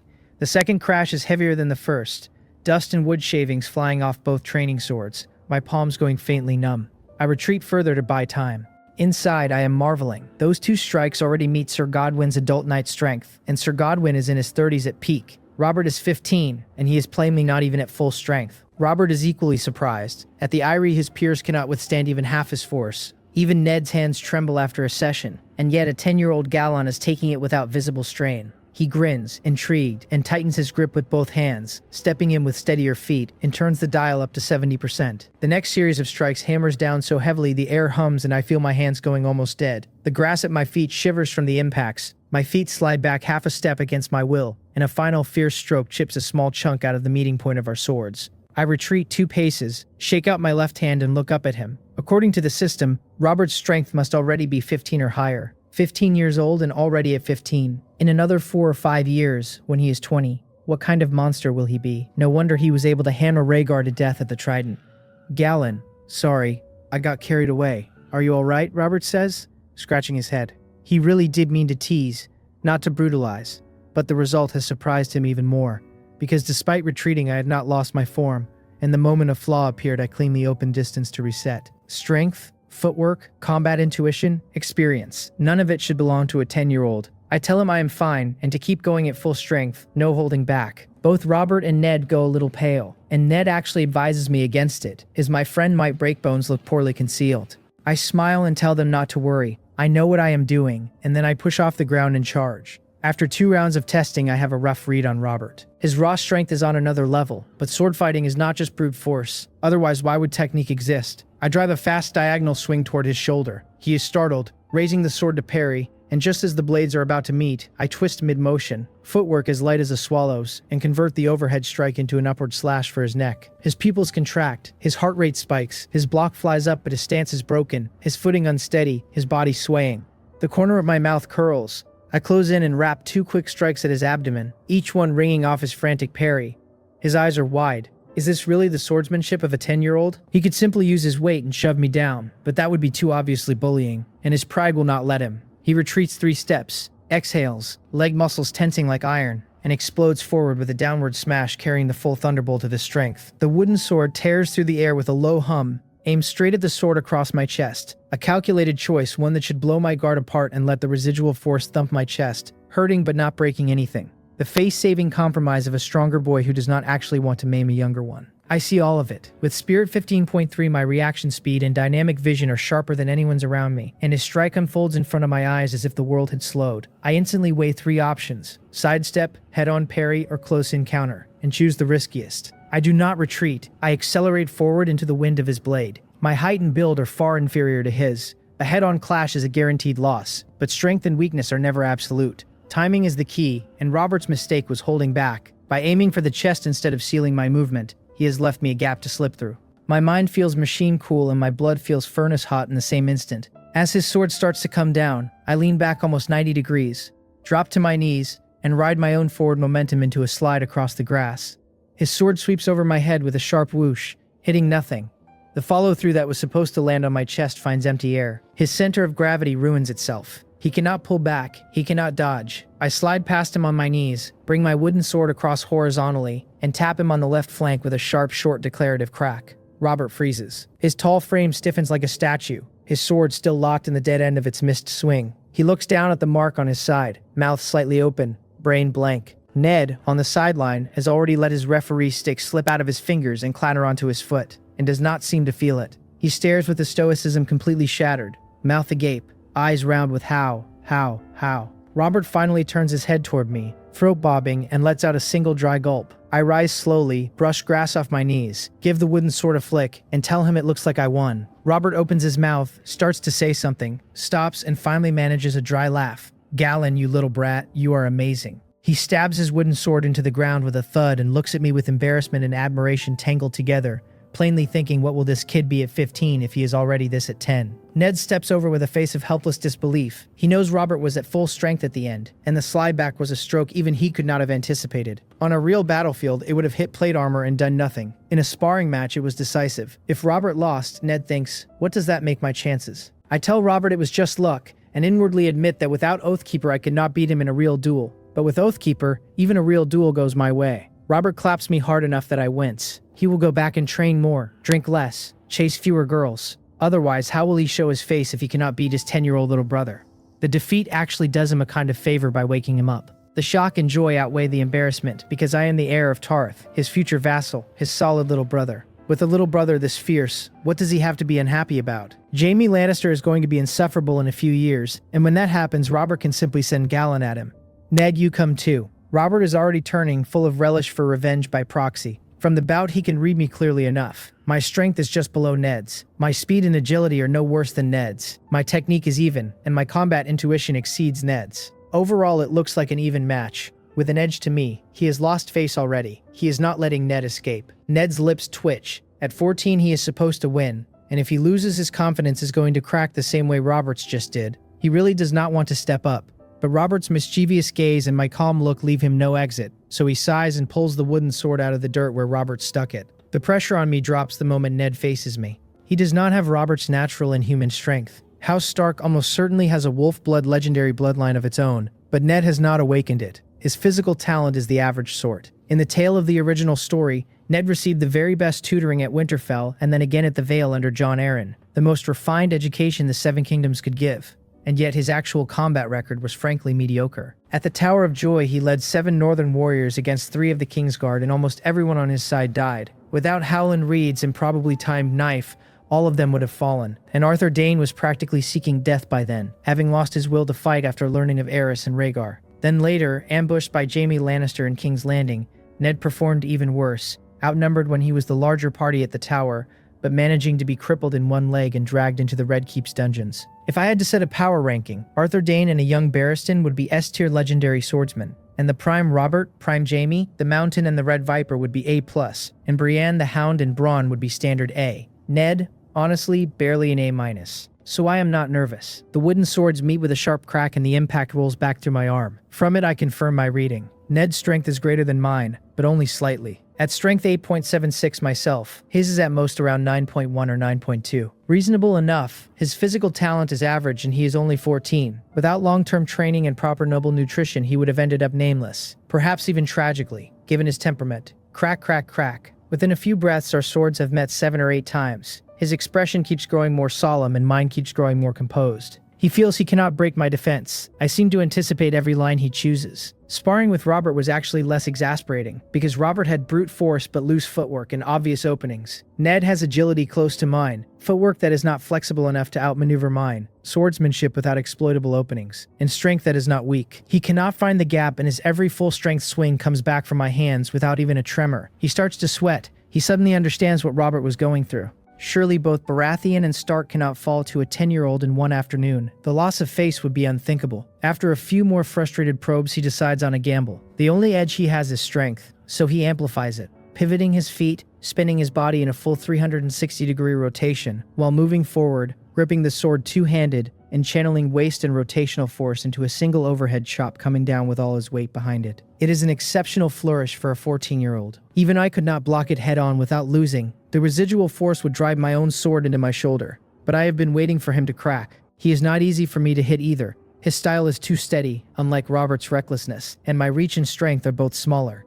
A head-on break-in is unlikely. So when he commits to the gamble, the opening I have been looking for finally arrives. My eyes narrow. As his body is still rotating into the strike, I am already shifting my weight from both feet onto the right foot alone. As the wooden sword chops down, I sidestep right with one nimble step, and his blade hits empty air. His balance comes apart, leaving a wide opening, and I swing my own wooden sword sideways into his left shoulder and back. Smack, wood on flesh. Ned freezes in body and face both. Before he can process the result, Robert's mocking laughter is already tearing across the godswood, openly delighted, and the relief in it pulls Ned out of his daze. Feeling the dull pain across the back of his upper arm, he looks at me with a grimace. Ned, you lost. Robert strides forward, laughing wide enough to nearly drop his teeth, slapping Ned's shoulder. The moment Robert lost, he was thinking how he would never live it down, how Ned would nail him to a column of shame, now that Ned has lost too. His fear evaporates. Both losing means neither can mock the other, and as long as the secret stays among the three of us, dignity is preserved. At worst, I will bribe Galon, Robert thinks. I am his big brother. He will surely give me that face. Robert's wild laughter is half schadenfreude and half pure relief. Ned, meanwhile, is burning under the laughter. We have both just lost to a 10-year-old. How do you have the nerve to laugh this loud? He resists rolling his eyes and turns to me. Galon, you won. I am no match for you. He says it sincerely. I shake my head and tell him it was luck and his last strike nearly grazed my shoulder, which is technically true, though I know that even if we tried again, the result would be the same. The danger was only superficial, calculated in advance. Ned shakes his head. He can read truth too. But his thoughts are no longer about this match. He is 14, I am 10, and I can already defeat him. By the time I reach his age, what speed and technique will I have? Could he at 18 possibly catch up? He thinks about it and knows the answer is no. Forget himself. Even Robert will be overwhelmed in a few years. At 10, I match Ned's strength, which means I have prodigious natural strength like Robert. On top of that, I have the technique Robert lacks. I will plainly become the next sword of the morning. Ned has no chance against me. He resigns himself with a private inward sigh. Back at the Eyrie, he, like Robert, was considered the best of his generation, and that confidence is now dented hard. He resolves to train harder when he goes back. Galon, do not be modest. We are so much older and you beat us, I cannot imagine what you will be in a few years, Robert says, slinging an arm around my neck. Ned nods seriously. The most terrifying part is that I have both the talent and the holy sword. Who could possibly beat that? I scratch my head, embarrassed. I have the merit to accept their compliments openly, but the Chinese core of my old life still wants me to be humble. Come, Robert. Ned, let me take you to the sea, I tell them. The glass sea of Tarth is the most beautiful coast on the eastern shore of Westeros. We climb down the rocky path from the Godswood, pass through grass and stone, and within a few minutes reach a private beach that belongs to House Tarth. It is only 5 minutes from Evenfall Hall, and the scenery is breathtaking. Water transparently azure, 2 cliffs curving out to sea like the wings of an eagle to shelter the bay, with only a small mouth open to the tide. Large rocks above and below the water, ancient trees casting deep shade, colorful fish darting through the rocks, and seagulls calling far off. There are no waves in this sheltered cove. The water is glass clear under the sun. When Brienne plays at the sea, she comes here, and when I want to rest from training, I come too. In my old life, the videos I saw of Sonya and Phuket in Hawaii never matched the calm of this little beach. Robert is exclaiming, "Wow, Tarth has a place like this. Why have you never brought me here?" I tell him we have only ever brought him in passing, and he laughs and starts pulling off his boots. Ned takes off his shoes more carefully and folds his shirt with neat fingers as he wades in, the shock of the clear, cool water rising past his ankles, calves, knees making his eyes brighten. The sea in the north freezes you to death, and the sea at Goldtown is murky and rough. Tarth's waters refresh the spirit instantly. I strip my shirt off and wade in. Robert leaps from a high rock with a cannonball splash. Ned comes in slowly, methodically. After a few minutes of floating, Robert grins and lunges at me with a huge 2-handed slap across the surface, and I take a face full of water. I retaliate, but his height and reach and broad palm let him outsplash me 3-1, and the spray fans out and catches Ned too. The reserved Ned wipes his eyes with annoyed fingers. The 3 of us pelt one another for a while. Eventually, I tire of being outsplashed and dive. My swimming is at 4% and counting, far above my peers and rivaling seasoned fishermen. I slip easily down to the seabed among coral and shells and reach out and catch a palm-sized lobster, then surface. Robert is still hammering Ned, and Ned, honest as ever, cannot keep up. With a mischievous smile, I laud the lobster across the water, and it hits the back of Robert's neck. Cold, hard, slick. Ow, he slaps at it on instinct, then sucks in air as the falling lobster pinches him. He shakes it off before it gets a proper grip. He spins around, sees me floating not far away with a grin on my face, and calls me a little rascal. Once we are spent, we lie back and float in the shade of the trees, comfortable and quiet. Robert, Ned, want some grilled fish for a snack, I ask. Catch fish, Robert asks. Shoot fish, I tell him. The water is shallow here and full of rockfish, and if you aim well, you can pick them off with a bow. Want to make it a contest? Robert is interested at once. My competitive streak is awake. He poured salt water into me. I want a clean reversal. The sun is sinking westward. By the beach, several campfires have been kindled. Robert, Ned, and I sit around one fire, and 4 or 5 guards tend the others farther off. We are roasting the sea fish we shot from the rocks earlier, with the smaller, less flavorful ones tossed straight into the flames and only the large ones skewered on branches. Our catch was generous. More than half of the fish belonged to me, a smaller portion to Ned, only 2 to Robert. Robert's swordsmanship is decent, but his archery is genuinely mediocre. Galon, why is your aim so good? He asks from across the fire. Drinking from a wine jug, he begged off a guard and watching me turn my fish over the embers. Talent, perhaps, I tell him, and this time I do not bother to play it down. My archery talent really is stronger than my swordsmanship. Without spending a single point, I have practiced naturally to 33%, and in a few more years it should hit 50. Even Sir Godwin marvels at the rate, and predicts I will win the archery championship at a tourney one day. To me, archery is mostly fun. Westerosi knights all wear plate armor anyway, and arrows kill foot soldiers more than they kill knights. The release of a string and the thud of a shaft into target is just deeply satisfying. Galon, you will absolutely be a tourney champion someday, Ned says quietly, surprising himself with the certainty in his voice. I laugh. It is still early. Inside, I know that with my growth curve, I will eventually stand above all Westeros, and a tourney crown will be only one small ornament along the way. By the way, Galon, you did not go to the tourney at Lannisport 2 years ago, but Ned and I both did, Robert says, taking another swig. That fellow Rhaegar is genuinely formidable. He talks about how Rhaegar carried himself in the lists, and the cold mood of the realm in the years since, and Ned chimes in with what he saw at the Eyrie when news of King's Landing reached them. From there, the conversation drifts onto the defiance of Duskendale, which still feels recent enough to chill the air. Lord Dennis Darklyn, defying a crown demand for new tax rights for his town, refused the king his place at table and effectively held him hostage when Aerys came in person to settle the matter. For half a year, Aerys lived in that captivity, and what came out the other side was no longer the same man. Barristan Selmy, on his own, infiltrated the keep, broke the king free, struck down Denys Darklyn, and earned the title Barristan the Bold for the rest of time. But the king who came home was already mad, paranoid, terrified of fire, and trusting nothing but it, a black ember burning where a man once was. Robert speaks bitterly of how Aerys's burnings have grown more frequent with the passing seasons, how nobles privately mutter the words Mad King from the Wall to Dorne, how Rhaegar has been driven out of King's Landing to Dragonstone with Elia and the children, just to survive his own father's gaze. The conflict between father and son is now visible to anyone who cares to look, and undercurrents are surging through every kingdom in the realm. Listening to them, I keep a mild expression, but my mind is busy. The timeline is sliding precisely along the lines I remember. The defiance of Duskendale has happened. Aerys's madness has set. Rhaegar is in retreat, and Steffan Baratheon is alive but soon to be sent across the narrow sea on the doomed bride search that will kill him at Shipbreaker Bay. The War of the Usurper is no longer abstract. It is gathering. Robert and Ned cannot see it yet because they are inside it, but I can see the shape coming. I tell myself again that I have years. Years to climb attributes, years to fold in bloodlines, years to bring Brienne properly, years to marry Helena and bind House Hightower into our position. I tear off another piece of fish and chew slowly under the dimming sky. The next morning we sail for Storm's End in House Tarth's flagship, with Robert and Ned aboard as my escort, and Brienne at my elbow with her hair tied back in a neat ponytail. Before we left Evenfall Hall, I had Father stop by the workshop, because I want to bring something on this trip beyond the ordinary courtesies. I want to bring a product. In the preceding 2 years, alongside training and judging, I have used my old life knowledge to introduce 2 small inventions to House Tarth, the toothbrush and toothpaste.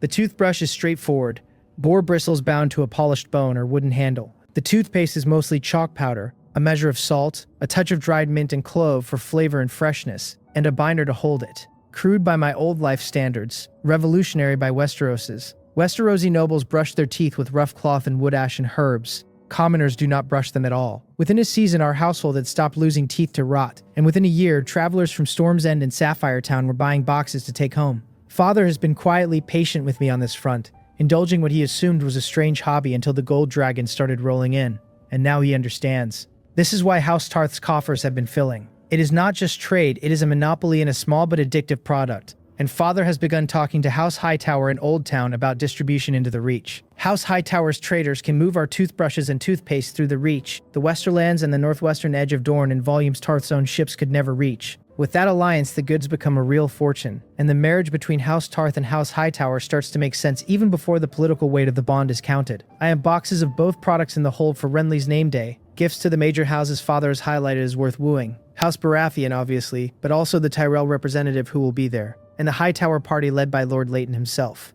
The voyage is short. Storm's End rises out of the cliffs ahead, like the rib of the world. The curved walls, smooth and seamless as Brandon the Builder's hand made them, and Brienne presses to the rail with shining eyes because Maester Armon has filled her with stories about it.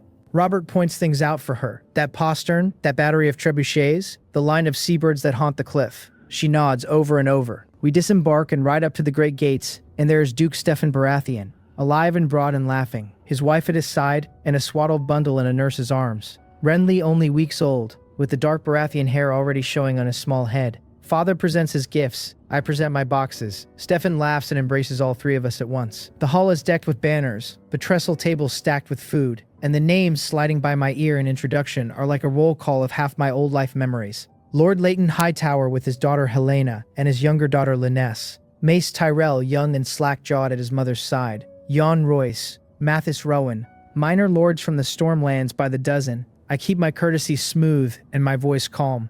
I am 10 years old. I am supposed to be charming and graceful, not commanding. And that is a line I plan to walk well. Helena is the Hightower face that matters to me. She is 11, slender, with the pale Hightower hair and a calm, watchful gaze that does not do the false coquettishness of the other noble girls in the hall. Father has made it plain over the past months that he has been corresponding with Lord Leighton about a betrothal between her and me, formalized at 14, married between 16 and 18, exactly after the War of the Usurper ends, the timing impeccable.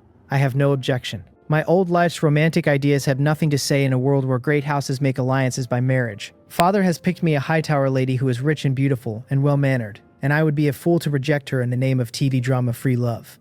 I take Brienne over to greet her, and she greets Brienne with quiet warmth. I watch Helena's face for tells through the conversation. There is no haughty edge, no boredom, no false brightness, only an actual interest in plants and books, and a soft shyness whenever our eyes meet directly. The faint blush at her ears when I lean in to laugh at one of her remarks is worth more to me than any other measure, because as the saying went in my old world, a young girl's blush is worth more than anything else. Lynesse, her 7-year-old sister, latches onto me with the delight of a small, spoiled creature, refusing to let go of my hand for half the afternoon, and sobbing openly when our families part the next morning. Brienne thinks this is hilarious. I think Lynesse is going to grow up into trouble for someone, but she is undeniably pretty already, so it is hard to dislike her. That night, Father and Lord Leighton hold a long private discussion.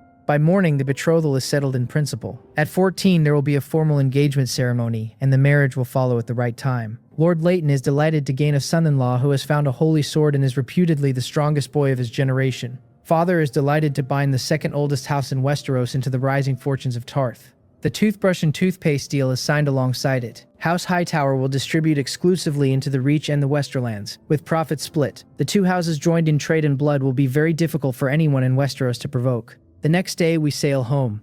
Tarth folds back into its usual rhythms. Helena is only 11. I am only 10. Neither of us is ready for anything beyond friendly correspondence. A good first impression is enough. Many things happen during these next 4 years. For the Stormlands, the largest event is the death of Duke Steffan Baratheon and his wife. A few months after Renly's name day, King Aerys, whether on a sudden whim, paranoia about his own son, or some other private design, decrees that Steffan Baratheon should sail to Essos and seek a bride for Rhaegar in the Free Cities, a girl with silver hair and purple eyes, and pure Valyrian blood. Steffan and Aerys had fought together in the War of the Ninepenny Kings as young men, and out of obligation or affection or some thread of real loyalty, Steffan agrees and sets out across the narrow sea with his wife Kissana Estermont. He does not find a Valyrian girl in any city. On the return voyage, just as Storm's End is in sight, his ship strikes the rocks of Shipbreaker Bay and every soul aboard drowns. The accidental death is a thunderbolt across the Stormlands.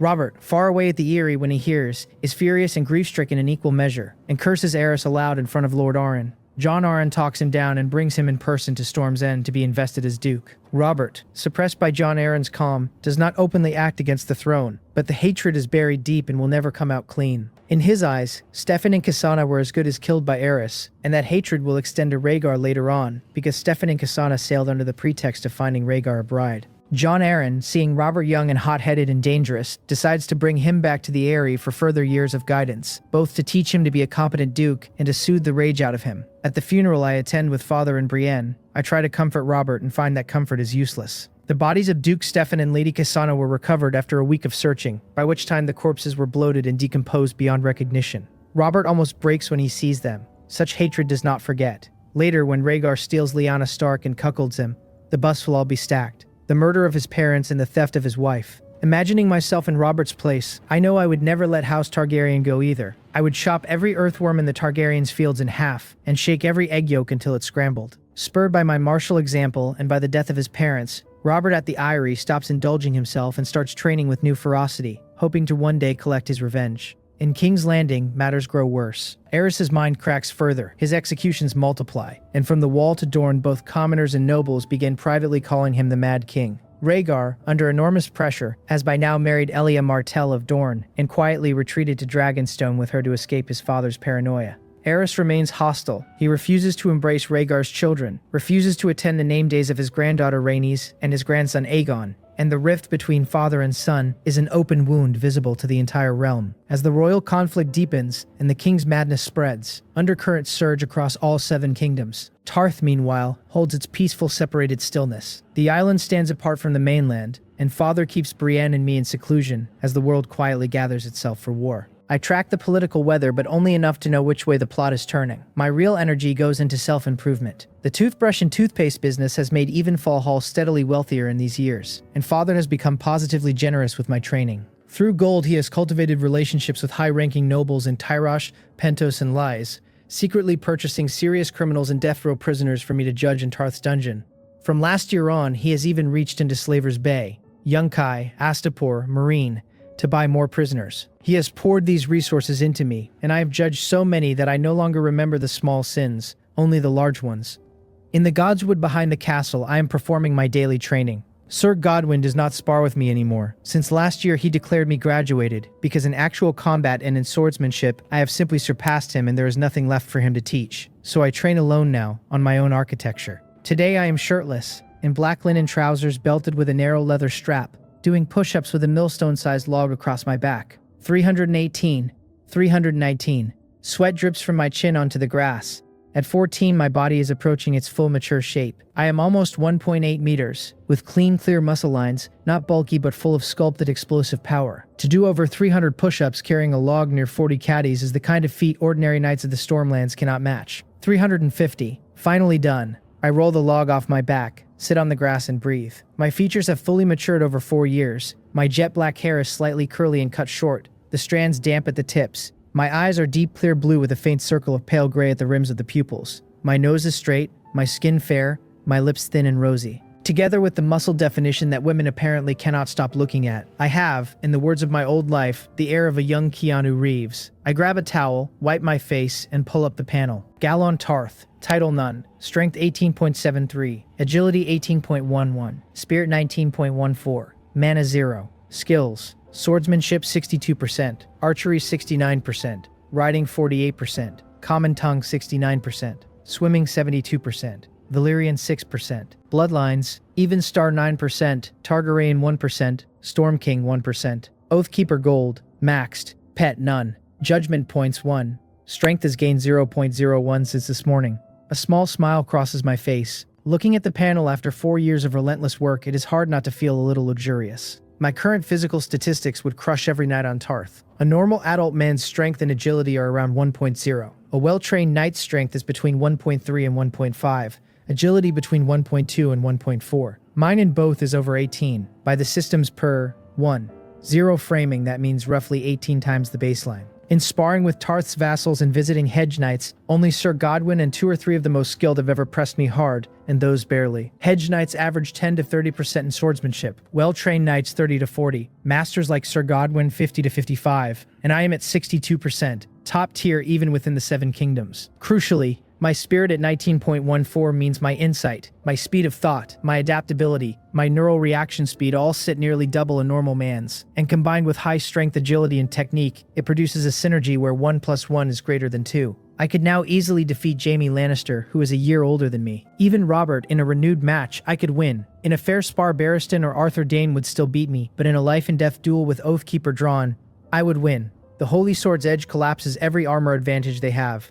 My growth has even outpaced my own expectations, mostly thanks to Father. Without his network in Essos, I could not have judged so many. About 70 or 80 death row inmates from Tarth itself, and nearly 200 from Essos in 4 years. It took those numbers to push my base attributes near 2.0, not even counting the natural growth that has come with adolescence. My bloodline column shows another small surprise. Blood of the Evenstar has crept from 8 to 9% without me adding any points. Natural growth. So my innate Evenstar talent must be high. The blood of the Evenstar is the legendary Tarth bloodline, inherited from a forgotten ancestor, and I do not yet know its full effects, but my rapid physical development is plainly tied to it. I am 14 and nearly 1.8, and at 16 I should reach 1.9. The bloodline carries traits like great height and a strong constitution. The rest will reveal itself as the percentage climbs. I close the panel as a cheerful voice rings out from beyond the trees. Brother, Father and Maester Armand sent me to call you. I look up to see Brienne running toward me with a beaming smile. At 10, she is already nearly 1.65 meters tall and broad-shouldered. Her features are slightly neutral, lacking the soft sweetness of a typical girl's face,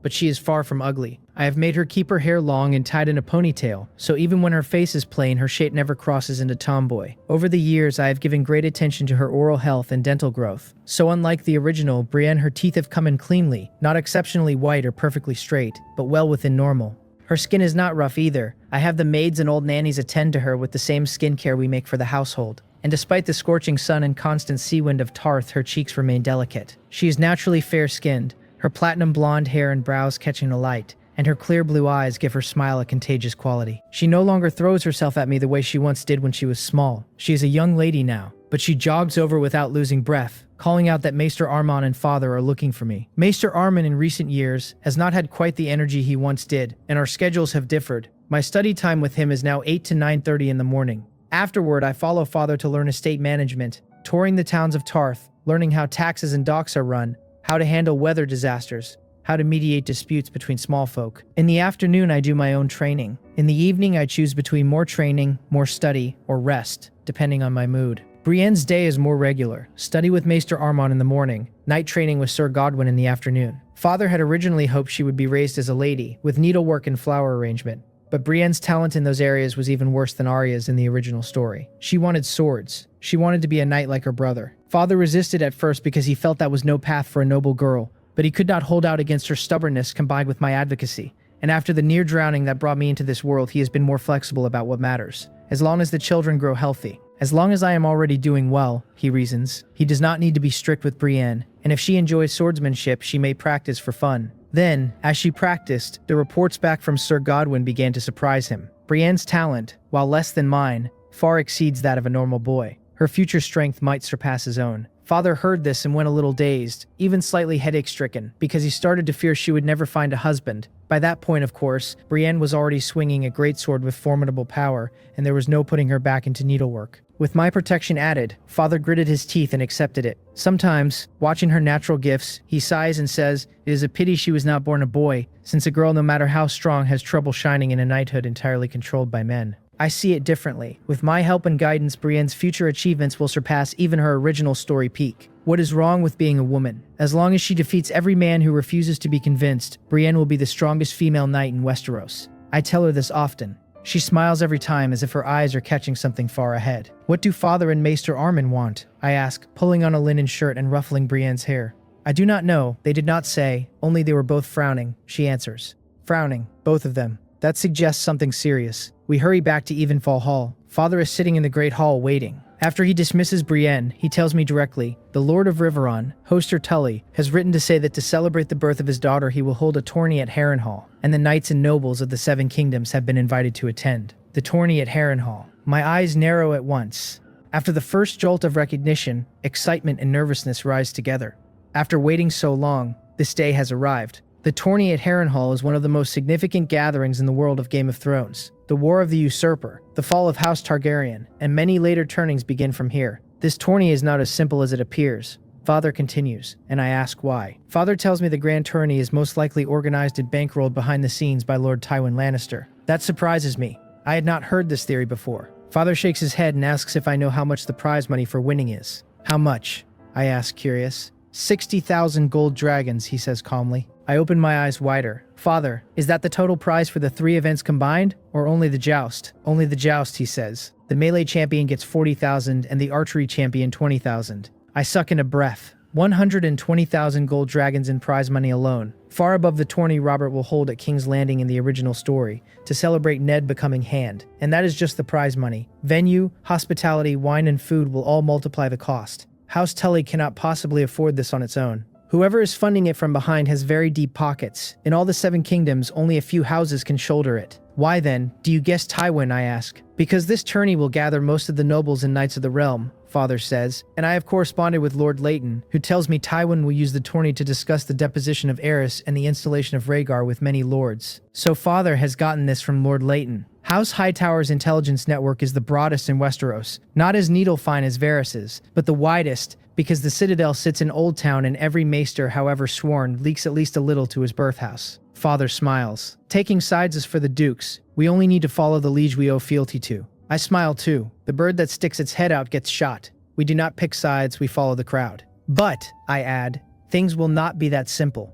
Why, Father asks. Father, this is a gathering for the nobles of the Seven Kingdoms, and they intend to use it to discuss deposition. What if the king himself comes to Harrenhal in person? Father immediately frowns and falls into thought. You mean the king will sense Tywin's intent, he says. I nod. Father, what the king fears most right now is precisely Tywin. He may have been deceived in the past, but he has Varys with him now, and Varys's little birds are not to be underestimated.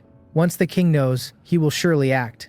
You make a point, Father says and nods. Looking at the past few years, although Aerys is mad, his methods have grown sharper, not duller. Those he burns are indeed his real enemies. Then Galon, perhaps it is better for us not to wade into the muddy waters of the tourney, Father says, changing his mind, fearing Aerys at Harrenhal in person. Aerys is unpredictable, he burns men on whims, and he does not want me anywhere near the Mad King's eye.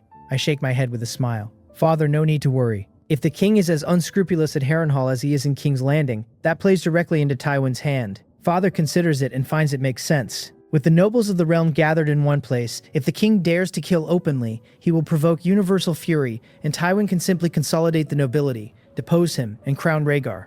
Also, Father, I add, with my current strength I am capable of protecting myself at Harrenhal. My stats are slightly inferior to Barristan and Arthur Dayne in a fair spar, but with Oathkeeper in hand even Barristan and Arthur Dayne can be killed. In a place as crowded and chaotic as Harrenhal, I can escape any threat. Father smiles and nods. So you want to go, he says. Yes, I tell him. I do not want to miss the tourney at Harrenhal. Father, Helena and I have not seen each other in a long time either. I can arrange to meet her there. Over the past few years, focused on cultivation, I have only visited Old Town with Father once, and I have not seen Helena since, only kept up by Raven letters.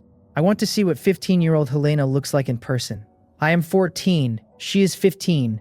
2 years apart since our last meeting. Letters have only deepened my fondness for her. She has a calm temperament, she likes plants and unusual books, and because I am a transmigrator with broad knowledge of plants and curiosities, our correspondence has flowed easily. I really want to see her in the flesh. Besides, Harrenhal is going to feature one of the most famous scenes of the entire saga, the moment Rhaegar crowns Lyanna Stark Queen of Love and Beauty in front of Robert. I do not want to miss that show. All right, Father says, I will arrange for a few skilled hands to accompany you, but do not take Brienne. He knows my strength. Galon alone with loyal guards can escape danger, but Brienne added would skyrocket the risk. I think it over and nod. Brienne will be heartbroken, but there is no helping it. By the way, Galon, the snakevine flowers you had me buy from Norvos have arrived. Father suddenly says. They have arrived, I say, pleasantly surprised. The so-called snakevine flower has a famous name on Earth. Hops. The flower grows only in the hills of Norvos, vines climbing trees in frames like snakes. The flower is shaped like mulberry but with petals like snake scales, hence the local name. Helena had mentioned them to me in correspondence, after seeing them in a botanical encyclopedia in Old Town's library, and from her description I immediately recognized hops. I had Father send people to buy a quantity. Westeros has ales, ciders, meads, and wines, but it does not have proper beer. If the snakevine flowers really are hops, I can brew authentic beer, and the profits will be enormous. Galon, is there anything special about this flower? Father asks. I smile and tell him only that Helena suggested it might be excellent for brewing, and I want to test it. Already in my mind I am drawing the production line out. The secrecy required, the alliance with Old Bayford and Sapphire Town, the way House Tarth could one day raise a fleet to rival the Arbors on the back of beer alone. The tourney at Harrenhal will be one stage, the brewery will be another. House Tarth has reached the moment where every careful step compounds into something visible, and I intend to make it so. Thundersmoke is a fine name, I tell Father, and I cannot help reaching out to stroke the horse's forehead. The smoke-gray stallion senses my intent and pushes its head into my palm of its own accord, a gentle gesture from a beast that should be temperamental. I circle him twice, growing fonder with every step. The smoky gray hue is rare among horses, sophisticated and beautiful, and if I were back on Earth he would be the equivalent of a silver-gray supercar, sleek and unmistakable. Galon, from now on he is yours, Father says with a smile, handing the reins over. Try riding him. I swing up in one motion, the saddle already perfectly fitted, and the moment I am on his back I can feel the difference. Thundersmoke's shoulder height is noticeably greater than any horse I have ridden before, and from up here my field of view widens, my balance steadies and the powerful musculature beneath the saddle flexes with the ready contained energy. I tug the reins gently and he understands at once, breaking into a brisk trot that quickly becomes a canter. He adjusts the rhythm of his gait to me, softens the jostle, picks his lines through the grass as if he has read my intentions in advance. None of the horses in Evenfall Hall's stables has ever offered an experience like this. No wonder the Dothraki value their horses more than their wives. Women are plentiful. A treasure like this is exceedingly rare. When I rein him back to Father, I am still reluctant to dismount. Father, how many gold dragons did this horse cost? 20, Father says calmly, and I almost laugh in disbelief. An ordinary travel horse is a few dozen silver stags. A wartime horse is 1 or 2 gold dragons.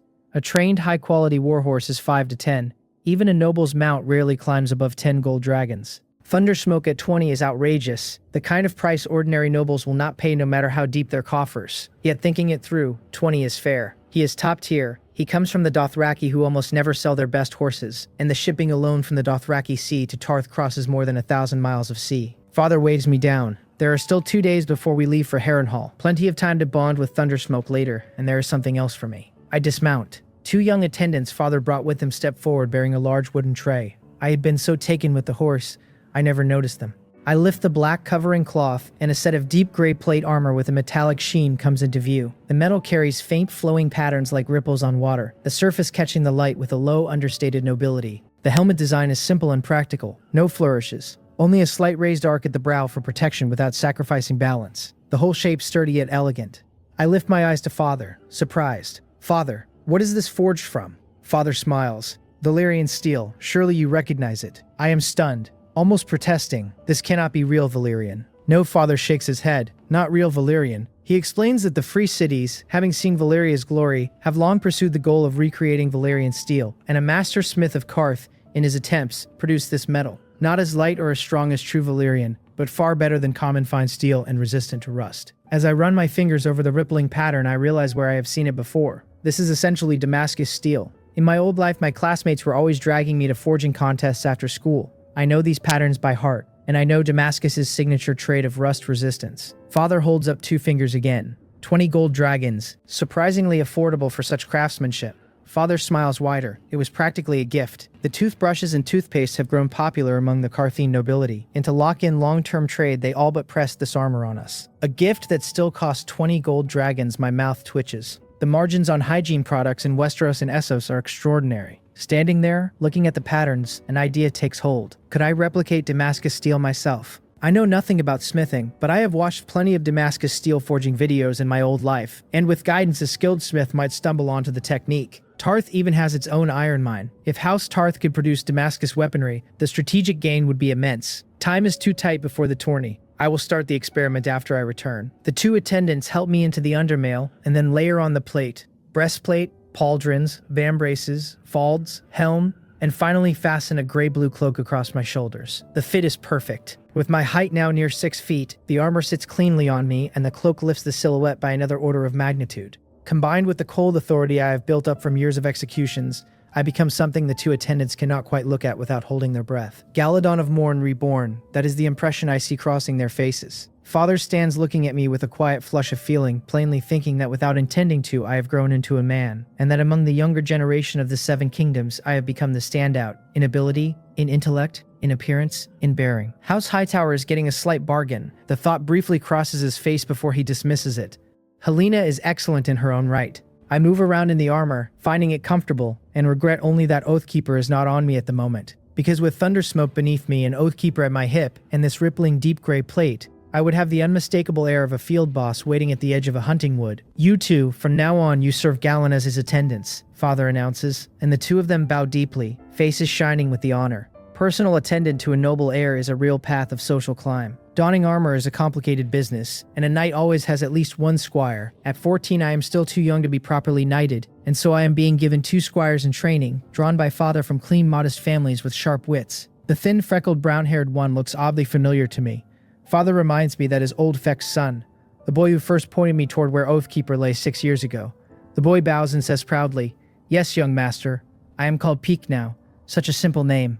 Until recently he had not even had one." I nod at him with a warm smile. If he is loyal and clever, I will not begrudge him a future. I turn to the other, the chestnut-haired one with regular features and a steady frame. "What is your name?" "Harrison, young master," he answers, the formality smooth but a faint fervor in his eyes. "Is your father a hunter?" I ask, and both father and Harrison startle. "Yes, young master. How did you know?" I tell him I was guessing, but in truth my spirit at 19 is enough to read the perpetual readiness in his bones and muscle, the way only men who have lived in the wild long enough to be hunted by predators carry their bodies. After a few words I have the armor removed, send father back to the castle and stay in the Godswood with Thundersmoke alone. I do not let the gifts make me lose myself. Today's training is not yet done. I am not skipping it for the joy of a horse and an armor. One day off seems harmless, but the day you slack off is the day the discipline starts unwinding, and the thread of every habit I built across my old life and these 6 years here in Westeros runs through this single rule. Make plans in advance, complete them without wavering. That is how a poor boy in my old life claimed a key university place against his circumstances, and that is how a transmigrator earns a kingdom in this one. I do not refuse pleasure, but I never let pleasure claim me. So I finish my full training set, wipe down, feed Thundersmoke from a handful of grass, and only then do I mount him and ride out to the beach of Sapphire Bay to gallop. Riding a horse on a beach is a particular pleasure. Flat sand under the hooves to cushion the shock, the sea breeze in your face, the orange tide rolling beside you. I let Thundersmoke open up to full speed and finally understand why he is named Thunder. At full gallop he is fast as a thunderbolt, and his hooves on the sand thrum like rolling thunder, and his coat and mane stream behind him like running smoke. I take Brienne up afterwards for a slow ride and bring them both back, and over the next 2 days I spend nearly all my non-training hours getting Thundersmoke familiar with me. The legendary pet line on my panel does not light up, which means he does not meet the system's threshold for a legendary creature. A small regret. A direwolf might count, and dragons certainly do. But Thundersmoke is at the upper edge of merely mortal. If only the system would let me invest points in him. Useful as he is, he cannot be made more than what he already is. By the 5th day, I bring father to a separate tower in the Evenfall Hall complex that has been cleared out by Steward Claude's people and given to Old Bayfor as a brewery. "Galon, can you really brew wine in such a short time?" father asks, dragged here by his son, and visibly skeptical. I do not bother answering with words. I have Old Bayfor bring out the wooden cask of beer that has been resting in the cool chamber, and Old Bayfor's expression is no longer dubious. Over the past days he has been smelling the air hole of the cask, and the aroma has been steadily strengthening, the cloying sweetness and miscellaneous off flavors of ale absent. The malt aroma rich and pure with a faint floral and bitter undercurrent he has never produced before. He has been quietly anticipating the unveiling. I lean over and inhale through the air hole, and the rich malt aroma fills my nose. Far stronger than anything I remember from industrial beer in my old life. The malt-to-water ratio here is 1:3. All handmade, no shortcuts. The aroma is authentic, and the fermentation has gone right. Ideally, we would let it sit another week, but I leave for Harrenhal tomorrow, so we open it now. I pry the lid off. The malt aroma rolls out into the room. Father and Steward Claude both blink in surprise. Not only has the brew worked, the smell is striking. They are familiar with ale, but ale carries that cloying sweetness and cloudy harshness that masks the malt. This barrel is clean, even fresh, almost refreshing. Inside the cask is a clear pale golden liquid with a soft white foam at the rim and a thin sediment at the bottom. In clarity alone, it is already a higher class than any ale they have ever seen. Old Bafer hands me a ladle and I scoop a small sip. It tastes wonderful, richer than the draft beers of my old life, with a stronger floral and herbaceous note from the hops. Only the carbonation is missing, because I do not yet have any way to introduce carbon dioxide. But that does not matter. This already surpasses any ale on Westeros. In flavor, it can no longer be called ale. This is beer. Old Bafer is rubbing his hands behind me, dying to taste it. He hands a second ladle to Father, who lifts it and takes a sip, and his eyes go round. The malt and the wine and the floral notes bloom on his palate, and the aftertaste of sweetness and malt rises from his stomach back through his throat. He swallows and stares. Even Father, who has tasted many fine wines, has to admit this has a unique flavor. He looks at me, his heartbeat audibly stepping up, suddenly understanding why I dragged him over. Old Bafer finally cannot wait any longer, and Steward Claude waves him on. He scoops, inhales, sips, closes his eyes, and gives a slow, appreciative shake of his head. "Young Master Galon, you are truly remarkable," he says. "I never imagined ale could be brewed to such a flavor. I have wasted my whole life on ordinary brewing." Father asks his judgment as a brewer, and Old Bafer declares that the quality is incomparable to ordinary ale, on a par with some fine wines. The malt aroma absolutely superb. He is half brewer, half drunkard, and his eyebrows are dancing. Steward Claude, who rarely drinks because he has too many duties, takes a polite sip and his expression also shifts. The malt aftertaste blooms in mouth and stomach with a pleasant, lingering finish. "Father, what do you think?" I ask. He is full of feeling. He had not expected me to actually pull it off. Matters that look hopeless to him I always seem to surprise him with. "Galon, this drink is extraordinary," he says seriously. "We should give it a new name. Just call it beer," I tell him. "Beer, that will do. A new name will let it command a better price, and continuing to call it ale would cheapen it." I hand Father a parchment. On it I have written down the improvement directions I want Old Bafer to test while I am away. Try blending barley malt with wheat malt. Try adding roasted malt, oats, or corn for variations. Develop white beer, pale ale, dark beer, and stout for different palates. Experiment with adding hops at the start of the boil, in the middle, at the end, and during fermentation to find which timing yields which flavor. Experiment with fermentation temperatures and durations to optimize bubble retention and taste. Father reads it, nods, gradually excited. He knows the profit margins of alcohol. House Red Wine's wealth is famous across all the nobility of Westeros, and Tarth's geographical position is even better than the arbors for distribution. If we run beer well, House Tarth will undergo a monumental transformation. We talk privately for a while about secrecy. The brewing process must never leak. Father knows. The toothbrush and toothpaste taught him what monopoly profit looks like, and he will not be careless on something this large. I leave the rest to him. That evening, in my room, I begin the inventory of everything I am taking to Harrenhal. Galena, my chestnut-haired personal maid, asks with delight whether she is coming too. Of course, I tell her. There are clothes and items that need to ride in the carriage, and you can ride with them. Galena is 19, fully grown, fair-skinned, because she does not work the fields, slender and well-proportioned, with a gentle face in her hair and a clean ponytail. With her looks, she could easily have married a wealthy merchant. But she has been my personal maid for years, and I cannot imagine letting Pico or Harrison handle dressing me or laundering my clothes. The trip will take half a month, perhaps a full month. Bringing her along is natural. Galena's face glows. She has never left Tarth in her life. She has heard from me that this tourney at Harrenhal will be the grandest in Westeros for decades, and she wants to see it for herself. She fusses over my luggage, checking and double-checking. Late at night, with everything ready, I climb into bed. Galena, about to blow out the candle, hears me pat the bed beside me and ask her to sleep here tonight. Her cheeks flush red. The blush is unusually beautiful against her fair skin, and she answers softly, blows out the candle, and slips under the bedding beside me. Galena at 19 is at the loveliest age for a girl, body fully developed, skin extraordinarily fine, easy to hold. She has been mine for some months now, ever since she and I tasted the forbidden fruit together one evening. Maester Armand supplies her with moon tea 3 times a month, at her quiet request, no more, because more than 3 doses in a month risks lifelong infertility. No one explicitly demanded it of her, but as my personal maid she knows the rules in her place. I am still young, and an unplanned child would only complicate me. She drinks the tea quietly each morning, never burdening me with the question. I close my eyes and let her warmth ease me into sleep. By the time I wake, Galina is fully dressed, my own clothes laid out, my toiletries set. She helps me dress, and as I brush my teeth, I push the window open to take in the morning air, and a thick wall of malt aroma floats over from the brewery tower, cooking smoke rising from its chimney still. So old Bayfor has been at it through the night. Given father's temperament and old Bayfor's excitement, that is no surprise at all.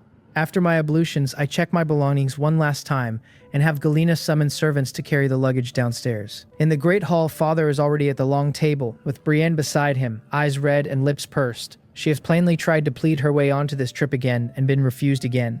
Through breakfast, father restates a series of precautions for travel abroad. Brienne eats sullenly. After the meal, father gives steward Claude a glance, and Claude returns shortly with 4 guards. 2 I know. Stoin, an elite ranger, one of the 2 best fighters among Tarth's scouts, the man father trusts with the most dangerous and important missions. And Quill, the son of the head stableman, well over 2 meters tall, robust, gentle with horses, a good steady man who can heal a horse as easily as he can shoulder charge a brigand. The other 2 are striking. The first is in his 40s, carrying a longbow of blackwood, slender and erect, gray-brown hair ruffled by sea wind, a faint scar from his left brow down to his cheekbone like an old fishhook mark. Eyes carrying a touch of world weariness and a barely perceptible smile lurking at the corner of his mouth. Father tells me, this is Barius, the finest archer on Tarth, a fisherman from boyhood whose arrows from the age of 15 never miss, who has hunted bears and birds of prey by always shooting through the eye to keep the pelt undamaged, with a small reputation even in the Stormlands. The second looks like a Free Cities man in his 30s, handsome with a faintly olive complexion, neatly trimmed red hair and mustache,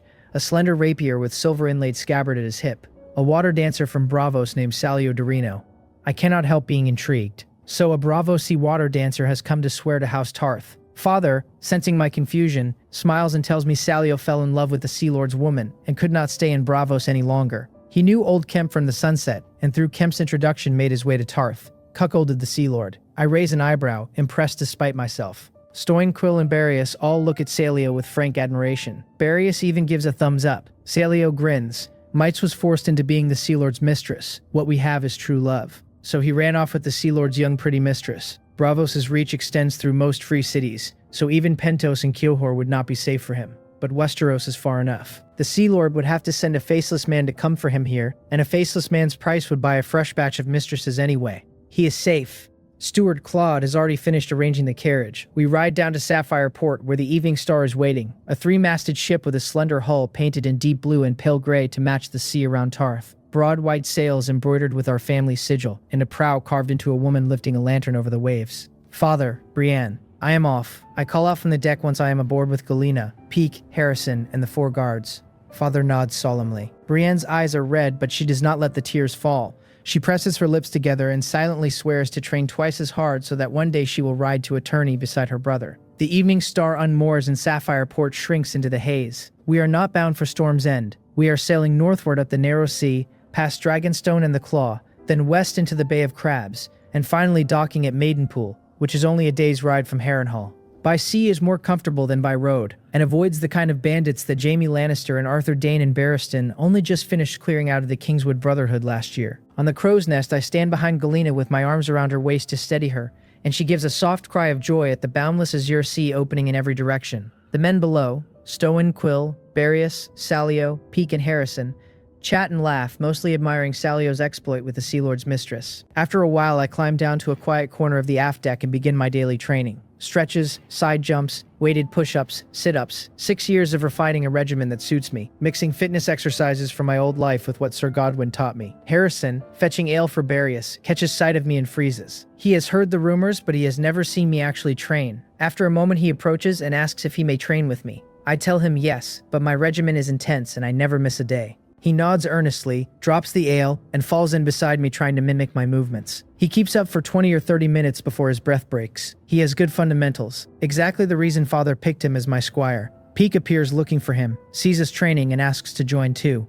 I tell him to come tomorrow, since today is almost done. After a while, Harrison collapses face down on the deck. I keep going for another half hour at increasing intensity. Peake watches with his throat bobbing. Stoin and Quill come over and laughingly explain to Barius and Salio just how relentlessly I train. The 2 veterans are quietly impressed. Few nobles drill themselves like this. No wonder I have run through the nights of Tarth at 14. Lunchtime comes and the ship's fare is generous. Wine, ale, mushroom and meat stew, roasted pork ribs, grilled and smoked fish, ham, rye bread. Not as fine as Evenfall Hall, but I eat heartily. In the afternoon, I ask Barrius for archery tips. He demonstrates by shooting passing seagulls out of the air. Astonishing accuracy. My archery is at 69%, which already makes me an exceptional marksman, but Barrius's must be at least 85%. He shares with me some of his prized insights, the kind he would never share with just anyone, only because I am the future Lord of Tarth, and goodwill from him to me will repay him and his children many times over. Under his guidance, I quickly identify some misconceptions in my form, and after correction, my archery climbs to 71%.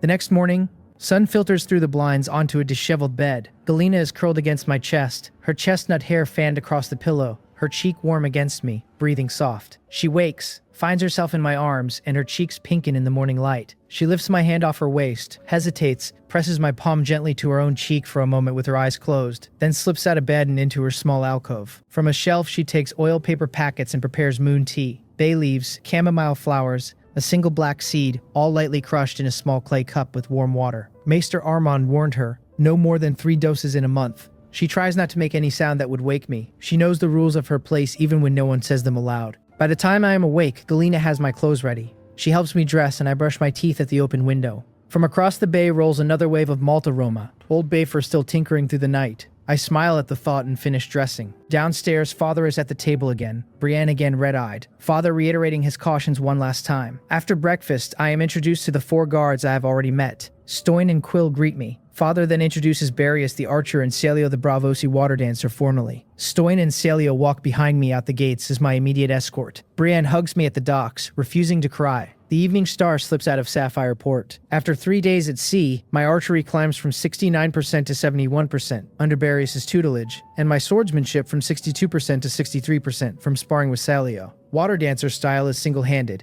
lighter and quicker than knight style, lethal without armor, with footwork like an elegant dance. I do not disdain it the way most Westerosi knights would. One extracts the essence and discards the dross, draws parallels from related fields, synthesizes the strengths of many schools into one's own. By dusk on the 3rd day, the Evening Star slides into Maidenpool Harbor. Lord William Mooton, the freshly installed Lord of Maidenpool, comes down personally to greet us. He is plump, around 30, neither imposing nor visibly shrewd. In the original story, he was famously weak and incompetent, and Maidenpool would suffer for it. He is courteous, warm, almost too courteous. We exchange pleasantries, and he leads us into Maidenpool town past Jonquil's pool, the famed greenish hot spring open to the air, with the stone bathhouse beside it run by the Holy Sisters and only open to women.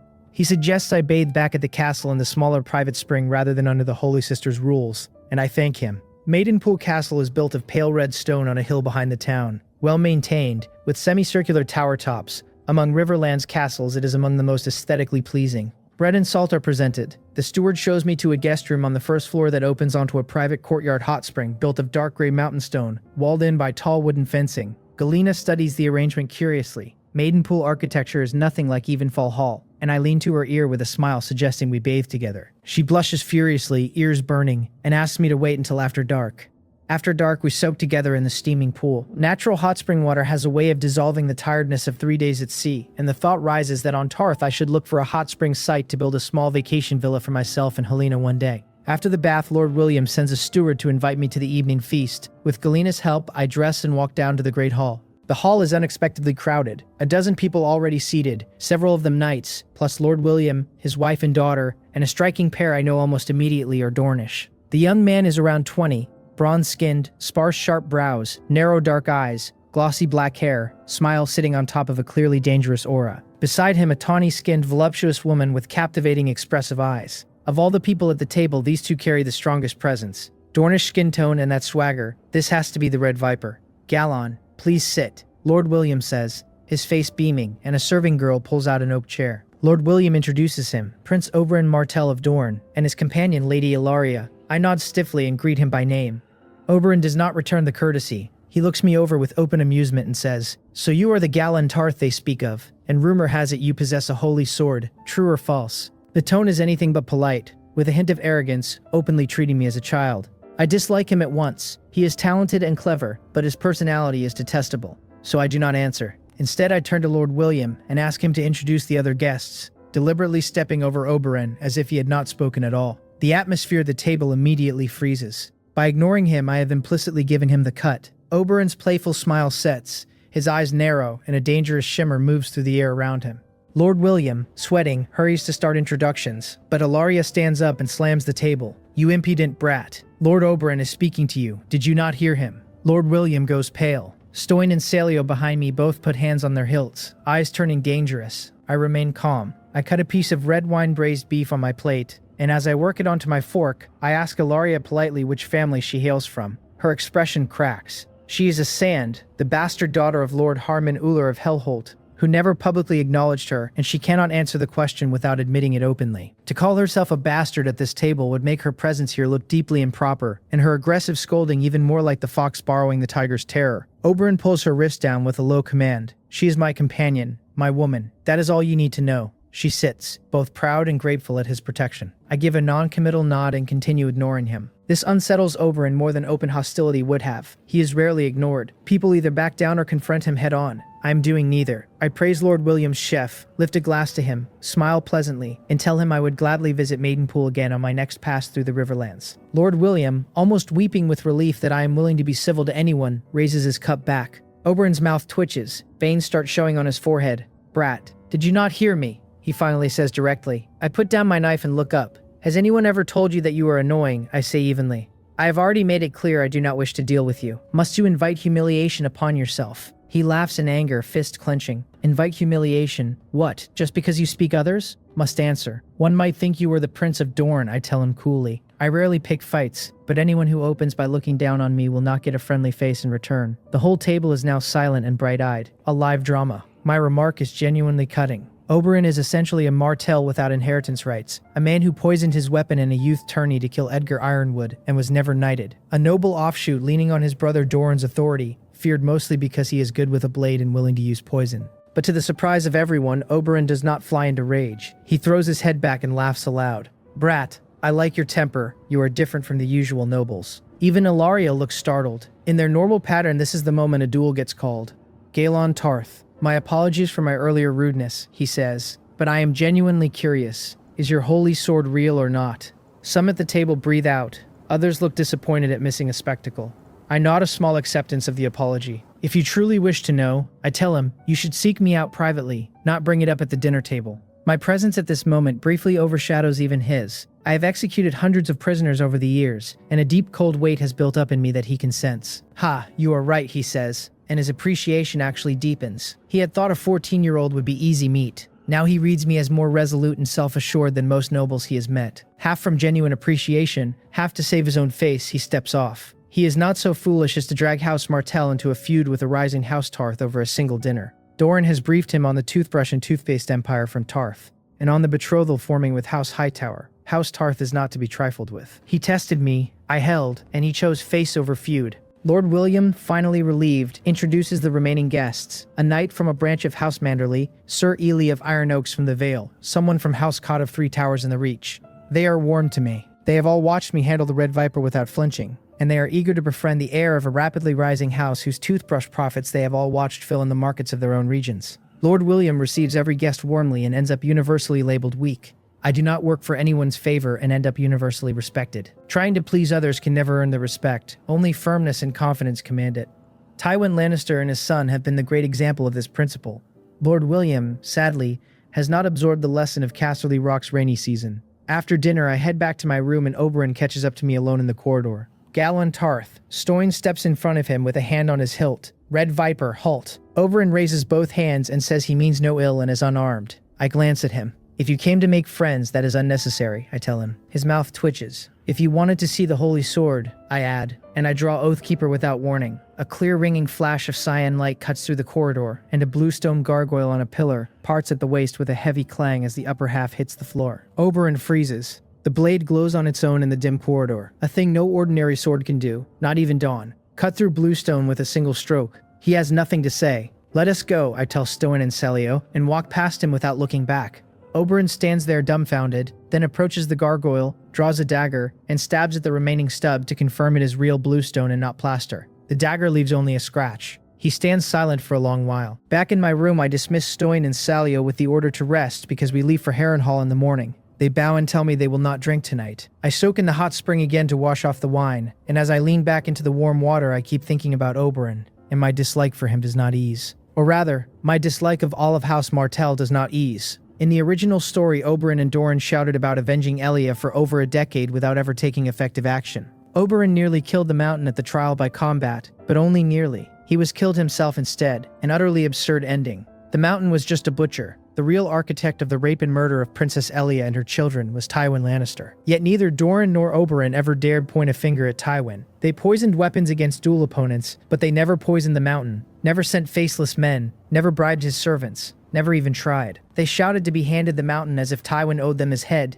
when Tywin would probably have given them the Mountain quietly if they had just done something themselves. Their famous Dornish pride, unbowed, unbent, unbroken, the line that never yielded even to Aegon and Balerion, collapsed into Doran's word, endure. The Martells became Ninja Turtles wearing the mask of pride. No wonder Arianne tried to rebel against her father later. I dislike them and I see no reason to be friendly. House Martell is freshly bound to Rhaegar through Elia, locked into the Royalist camp. In the coming War of the Usurper they will be enemies. There is no point pretending otherwise.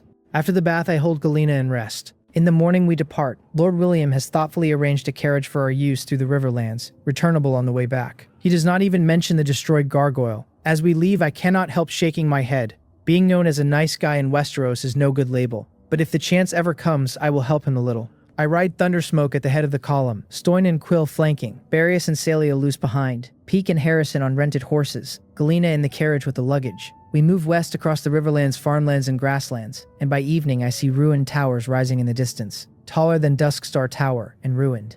Harrenhal. From a distance, Harrenhal looks like a black dragon laid low, magnificent and decrepit at once. It would silence anyone who saw it. But what truly stuns my men is what lies outside its walls. The fields and meadows have erupted with tents like mushrooms after rain, at least 10,000 of them, in every color of every sigil in Westeros. My heavens, young master, how many people have come? Barrios blurts. At least tens of thousands, I tell him. The prize money alone is 120,000 gold dragons across the 3 events. That is enough to drive any knight in Westeros mad. Renowned knights, fresh-knighted youths, free riders from every region have flocked here, alongside 2/3 of the realm's nobility, who have brought their children to see the spectacle and to make private political arrangements in tents and cups. Behind the nobles and knights have followed the bards and merchants and prostitutes and peddlers, until the tent city has surrounded ruined Harrenhal completely, and begun creeping along the shore of God's Eye. We look out over that vast emerald lake with its black swans and the misty patch of green at its center. The Isle of Faces, where legend says the children of the forest and the First Men signed the pact. I might have a chance to row out and see First Men ruins in the coming days, I think.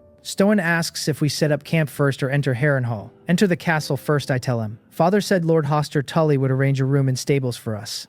The walls rise like cliffs. The trebuchets atop them look as small as insects from below. The 5 great towers visible above the wall are all twisted and shattered, melted centuries ago by Targaryen dragon fire. A knight at the gate recognizes our banner and leads us in. Inside is a city more than a castle, all in black stone, scaled to absurdity, and even a fortress this huge fell easily to dragons. So having dragons is essential, I think to myself again. We hand off horses at the stables, but I tell Quill to keep Thundersmoke with him and personally inspect his hay and beans. I will not have anyone slipping laxatives or poison into him before the joust. Quill grunts assent and stays. Lord Hoster Tully comes to greet me personally. Galon, I am delighted you could come, he says with a beaming smile. Brown-haired, slightly balding in black noble robes. Selwyn already wrote to me, Galon, this is our first meeting, and you are far more handsome than your father. He has pleasant eyes. He apologizes that with so many guests he can only offer 1 or 2 guest rooms per house. Even the Starks have to camp outside, with Brandon, Eddard, and Lyanna sleeping in tents. The rooms inside are mostly for washing and changing. He has the steward show my guards to the public bathhouse, where 70 or 80 can wash at once. The room I am given inside is cold and gloomy, hastily prepared from disuse, and the stone walls of Harrenhal feel eerie under any light. After paying respects, I lead my men out and pitch camp on a grassy spot beside God's Eye Lake. The location faces Harrenhal across the field, backs onto the lake under a willow's shade, with soft grass and black swans at the water. Stowen and the others put up the tents and lay down a carpet inside mine. My tent is large and made of the best material, roomy and comfortable. The blue moon and red sun banner of House Tarth goes up by the door. A noble banner deters trouble and identifies allies. Galena tidies my bedding inside, refusing my offer to help. The young master cannot do manual work. If Lord Selwyn heard, she and Stoyne would all be scolded. I lead Thundersmoke to the lake and feed dried fish to black swans. The weather is sliding from late winter to early summer. Spring blooms everywhere. The breeze across God's Eye is delightful on the face. As I sit there considering whether to rent a small boat from a local fisherman to row out toward the Isle of Faces, a clear voice with a tone of admiration comes from behind me. "What a beautiful horse. Is he yours?" I turn. A girl in a Dornish-style brown dress, tall, fair-skinned, with long black hair and pale violet eyes, smiling at Thundersmoke with open wonder. "Yes," I tell her. A glint of light flashes in her violet eyes when her gaze finds my face. She had not expected me to be quite so handsome. "May I pet him?" she asks. "You may," I tell her, and turn back to the lake. Thundersmoke has a gentle temperament. She begins cautiously, gains confidence, reaches for his head, and Thundersmoke leans his nose into her palm of his own accord. Her smile blooms. She sits a meter from me in the grass and asks his name. "Thundersmoke," I tell her. "Such a lovely name. Hello, I am Ashara, from Starfall. Are you of House Tarth?" I turn my head, surprised. Arthur Dane's sister, Eddard's rumored girlfriend, a tragic figure in the original story. "Yes," I tell her, "I am Galon Tarth." "Hello, Galon. Is Thundersmoke a horse from Tarth?" she asks. She is not socially anxious at all. "No," I tell her. "He is from the Dothraki Sea on Essos." Her exclamation is soft and delighted. She has read about the Dothraki Sea only a little in books, and never expected such a gentle horse from there. She stays at my elbow like a curious child, asking about Thundersmoke and drifting somehow into questions about toothbrushes and toothpaste. I cannot quite tell if she has run off from her chaperones on purpose or by accident. Several handmaidens come hurrying along the lakeshore calling for her. "My lady, why did you run off here? Lord Arthur sent us to fetch you for the banquet tonight." Ashara purses her lips and stands, smooths her skirts and curtsies to me with a bright smile. "Galon, I will be heading back now," and silently her eyes say, "See you at the feast." I nod. After she leaves, I look at the ripples on the lake and let my lips curl. Ashara Dane, Arthur Dane. I still feel pity for the pair of siblings. Ashara was beautiful enough that even Barristan was drawn to her, and after the tourney at Harrenhal, she ends up pregnant out of wedlock and births a stillborn daughter, then breaks and throws herself from the Palestone Sword Tower at Starfall. Her brother Arthur dies guarding the pregnant Lyanna at the Tower of Joy by Rhaegar's command, a swordsman of Westeros' first rank wasted as a glorified bodyguard, and falls finally to a sneak attack by Howland Reed because he had lost the will to live. Such a sword god dying so unceremoniously is a true pity. Probably his death was the final blow that crushed Ashara into the sea. Barristan once said in the original story that a Stark boy bedded her, Brandon, Eddard, or Benjen, and the most likely candidate is Eddard, who afterwards married Catelyn in his dead brother's place, and then killed Ashara's brother on top of it. 3 layers of trauma. So Eddard was a bit of a scumbag too, in the way young men are sometimes scumbags despite themselves. I shake my head. Let nature take its course. It is none of my business. I am no saint and I cannot stick my hand into every lamentable thing in the world. Respecting others' fates and looking after my own corner is the right path. By the time the tents are fully up, dusk is closing in. Barrius and Harrison kindle a fire by the lake. Quill returns with fresh mutton bought from a vendor. We are going to have mutton soup and skewered roast tonight. I join in the grilling and even slip Quill some extra coin to fetch a good wine. "Galena, you come grill too," I call. She kneels beside me, eyes shining at the meat sizzling in the firelight, refusing at first because Stoyan and the others are warriors and she is only a maid. "Come on," I tell her, and pull her into the work. She fumbles at first, then takes to it with shy interest. She has lived her life in a castle and never roasted meat under open sky. Stoyan asks why I'm not at Harrenhal's banquet tonight. "No need yet," I tell him. "Not everyone has arrived. I will go the day after tomorrow. The main event has not yet appeared. The Mad King Aerys himself."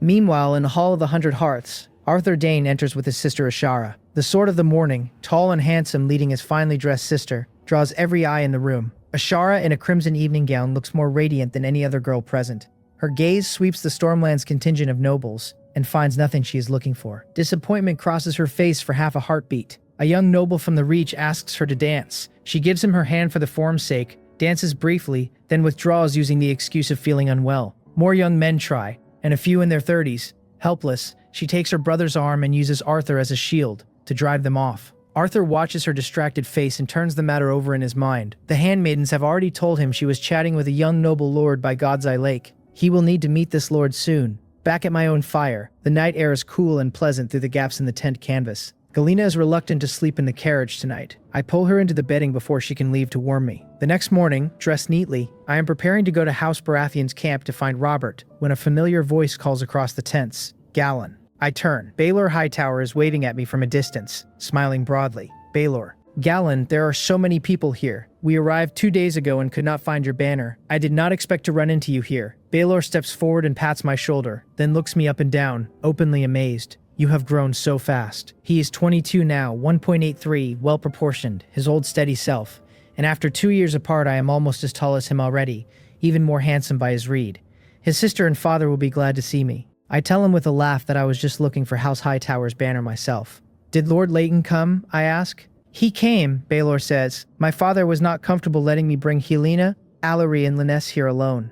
Baelor smiles warmly and constantly. Over the past 2 years, the nobles of the Reach have nicknamed him Smiling Baelor, mockingly suggesting his smile to everyone is too insincere. But I know his smile to me is heartfelt, because he was the brother who personally raised Helena when she was small. He grabs my wrist to lead me southward to their camp. Then I stop him to retrieve gifts for my own. Peake and Harrison follow with several boxes. The Hightower camp has the White Tower banner flying above 20 or 30 tents, neat and orderly compared to the chaos around it. Servants bow to Baelor as we pass. From a pale yellow tent emerges a beautiful poised girl about 13 or 14. Long silver hair, emerald cat eyes, fair skin, graceful figure, white-gray gown. Allery Hightower, Lord Leighton's third daughter, already betrothed to young Lord Mace Tyrell, awaiting only her first menstruation to wed. Brother-in-law, she says with surprise and delight. The title earned 2 years ago when I displayed Oathkeeper at the Hightower. Her younger sisters all started calling me brother-in-law then with a teasing edge for Helena. Long time no see, Allery. Brother-in-law, we are all here thanks to you, she says beaming. If you had not made plans with Helena, Father would never have brought us. Father originally wanted only Helena and me, Baelor says, scratching his head. Allery and Lyness insisted on coming and accused Father of favoritism, so he had to bring all of us. It is favoritism, Allery retorts, glaring at her brother. He cannot argue. Helena, look who is here, Allery calls toward the tent. The flap lifts and a beautiful girl with pale golden hair, deep purple eyes, tall and fair, steps out. Apricot gauze gown belted with a black corset at the waist. 15 or 16, the loveliest age. Tall with a swan neck, straight shoulders, full bust, slender waist. My fiancé, Helena. Allery, what is it? She asks. Then her gaze meets mine and I see the shimmering light in her deep purple eyes, the small skip of her heart. Galon, she breathes, with a shy smile. Helena, I answer. After 2 years, I had not expected her to change so much. She is now almost as tall as her brother, only half a head shorter than me. Her radiant charm exceeds even Allery's. Brother-in-law, brother-in-law. The tent flap moves again and a 7 or 8-year-old in adorable form bursts out and rams into me. Lyness, the future heartbreaker who will eventually treat Jorah Mormont like a dog. I laugh and wrap an arm around her. Lyness has grown a lot taller too. After her, Lord Leighton himself emerges with the rest of his children. Galon, you are here, he says, delighted. He has chosen husbands for all his daughters, the highest by status going to Mace Tyrell, but of his sons-in-law he admires me the most because Mace cannot match me in character or ability. Beneath my calm exterior he senses something like a volcano, something he calls a powerful core, a sense reinforced by the day he saw Oathkeeper. The selection of me by the Holy Sword, he believes, must hold special significance. I bow. He lifts the flap and waves me in. Inside, the tent is the size of a small living room, floored with luxurious Dornish carpets, 4 square wooden low tables joined into a long table, woolen cushions all around it. I bring out the gifts one by one and present them tailored to each recipient. To Lord Leighton I give a pair of crystal eyeglasses. In this world, maesters already polish reading lenses, but no one has yet thought of mounting them on a frame for the face. I had heard from correspondents that his eyes have grown blurry of late, and over half a year I commissioned a craftsman to grind clear as modern lenses, set them in pure silver frames, and built a whalebone case for them. Lord Leighton opens the case, freezes for several heartbeats, then with growing comprehension slips them on. His face cracks open with astonishment. This. He pulls them off and puts them on 3 more times, almost like a child. Galon, how did you think of this? He says, beaming. I tell him modestly that I worked with Maester Armon and the inspiration was from the Maester's reading lenses. I do not want to look too monstrous. He calls me good-hearted, his satisfaction with me as son-in-law plainly deepening, and his recognition of my unusual cleverness with it. To Baelor I give a pair of sharkskin gloves. To Allery a Chanel-style handbag I had stitched after a poster for my old life. To Lyness a bracelet strung with gems, jade, turquoise, and amber. For Helena I have prepared a flat wooden box. Helena, open it. Brother-in-law's gifts have all been beautiful. Allery teases. Helena, ears burning, lowers her head to open the box. Inside lies a silver necklace set with a dozen sapphires of varying sizes and many transparent crystals. Wow, what a beautiful necklace, Denai says. Brother-in-law is too biased. We will have to make trouble for you at the wedding. Allery pretends to chide. Helena's eyes drink in the necklace. House Hightower's coffers are deep, but few pieces in their treasury can compare to this. Sapphires pure and clear, noble and not gaudy, not a single woman could refuse such a gift. Her heart pounds. Lord Leighton nods inwardly. The necklace is worth several thousand gold dragons by easy estimate, and to give it as a meeting gift carries an implicit weight that pleases him. Ordinary nobles would not part with such a piece even at an engagement ceremony. The necklace's design is one I had seen in my old life on a Cartier annual edition jewelry poster, except those Cartier sapphires were not this large nor this fine. These came from sapphires accumulated in Evenfall Hall's vaults over hundreds of years, and when father saw what I had pulled out, he had only twitched his lips and said nothing. "Galon, you must put it on her yourself." Baelor nudges me. The younger ones nod with smiles. I look helplessly at Lord Leighton. He gives a small approving nod. Tacit approval. He is happy with me. Otherwise, this would never be permitted. I stand and walk to Helena. Her face is now crimson as if rouged. "Helena," I say. She answers. Voice as faint as a mosquito's hum. Ears cherry pink, handing me the box without daring to meet my eyes. I lift the necklace and step behind her. As I bring the silver chain around her neck, I am almost embracing her from behind, leaning close enough that I feel her warmth and catch a faint girlish floral scent from her hair. As the cool gems touch her neck, she shivers and leans back slightly, just enough to brush her shoulders against my chest. I smile to myself. What is the difference between this and a hug? My heart speeds up too, but I fasten the clasp calmly. The room erupts in cheering and teasing. The necklace is gorgeous on her. Long fair neck, pale skin sapphires and clear crystals catching firelight, dignified and elegant in the extreme. I am very satisfied with the result. Helena's eyes are quietly overflowing with joy. Since meeting me 4 years ago, she had felt fondness. Through letters, that fondness slowly grew into love. This meeting confirmed me as matching her imagination and exceeding it. Her family is satisfied with me. I am visibly satisfied with her, and there is nothing more wonderful than mutual affection with family blessing. Only one heart in this tent feels a small loss. Alarise. She does not actually want to marry Mace Tyrell. He is weak-willed, too transparent in his moods, listens to his mother and everything, and has little of the spark a young woman would want. Compared to me, Mace is dimmed. She knows her duty. She is fortunate by the standards of noble girls, and she has never voiced this thought. But seeing her sister's heartfelt happiness today, a small envy slips in. If only I had been born a few years earlier, the thought rises before she can stop it. Perhaps father would have let me marry. Then her face flushes. How could I think such a thing? Galon is my brother-in-law, Helena's fiancé. She pinches her own thigh hard to drive the thought back, but her heartbeat will not calm. The Hightower servants set lunch. Over a dozen dishes prepared in the wilderness, smelling, looking, tasting excellent.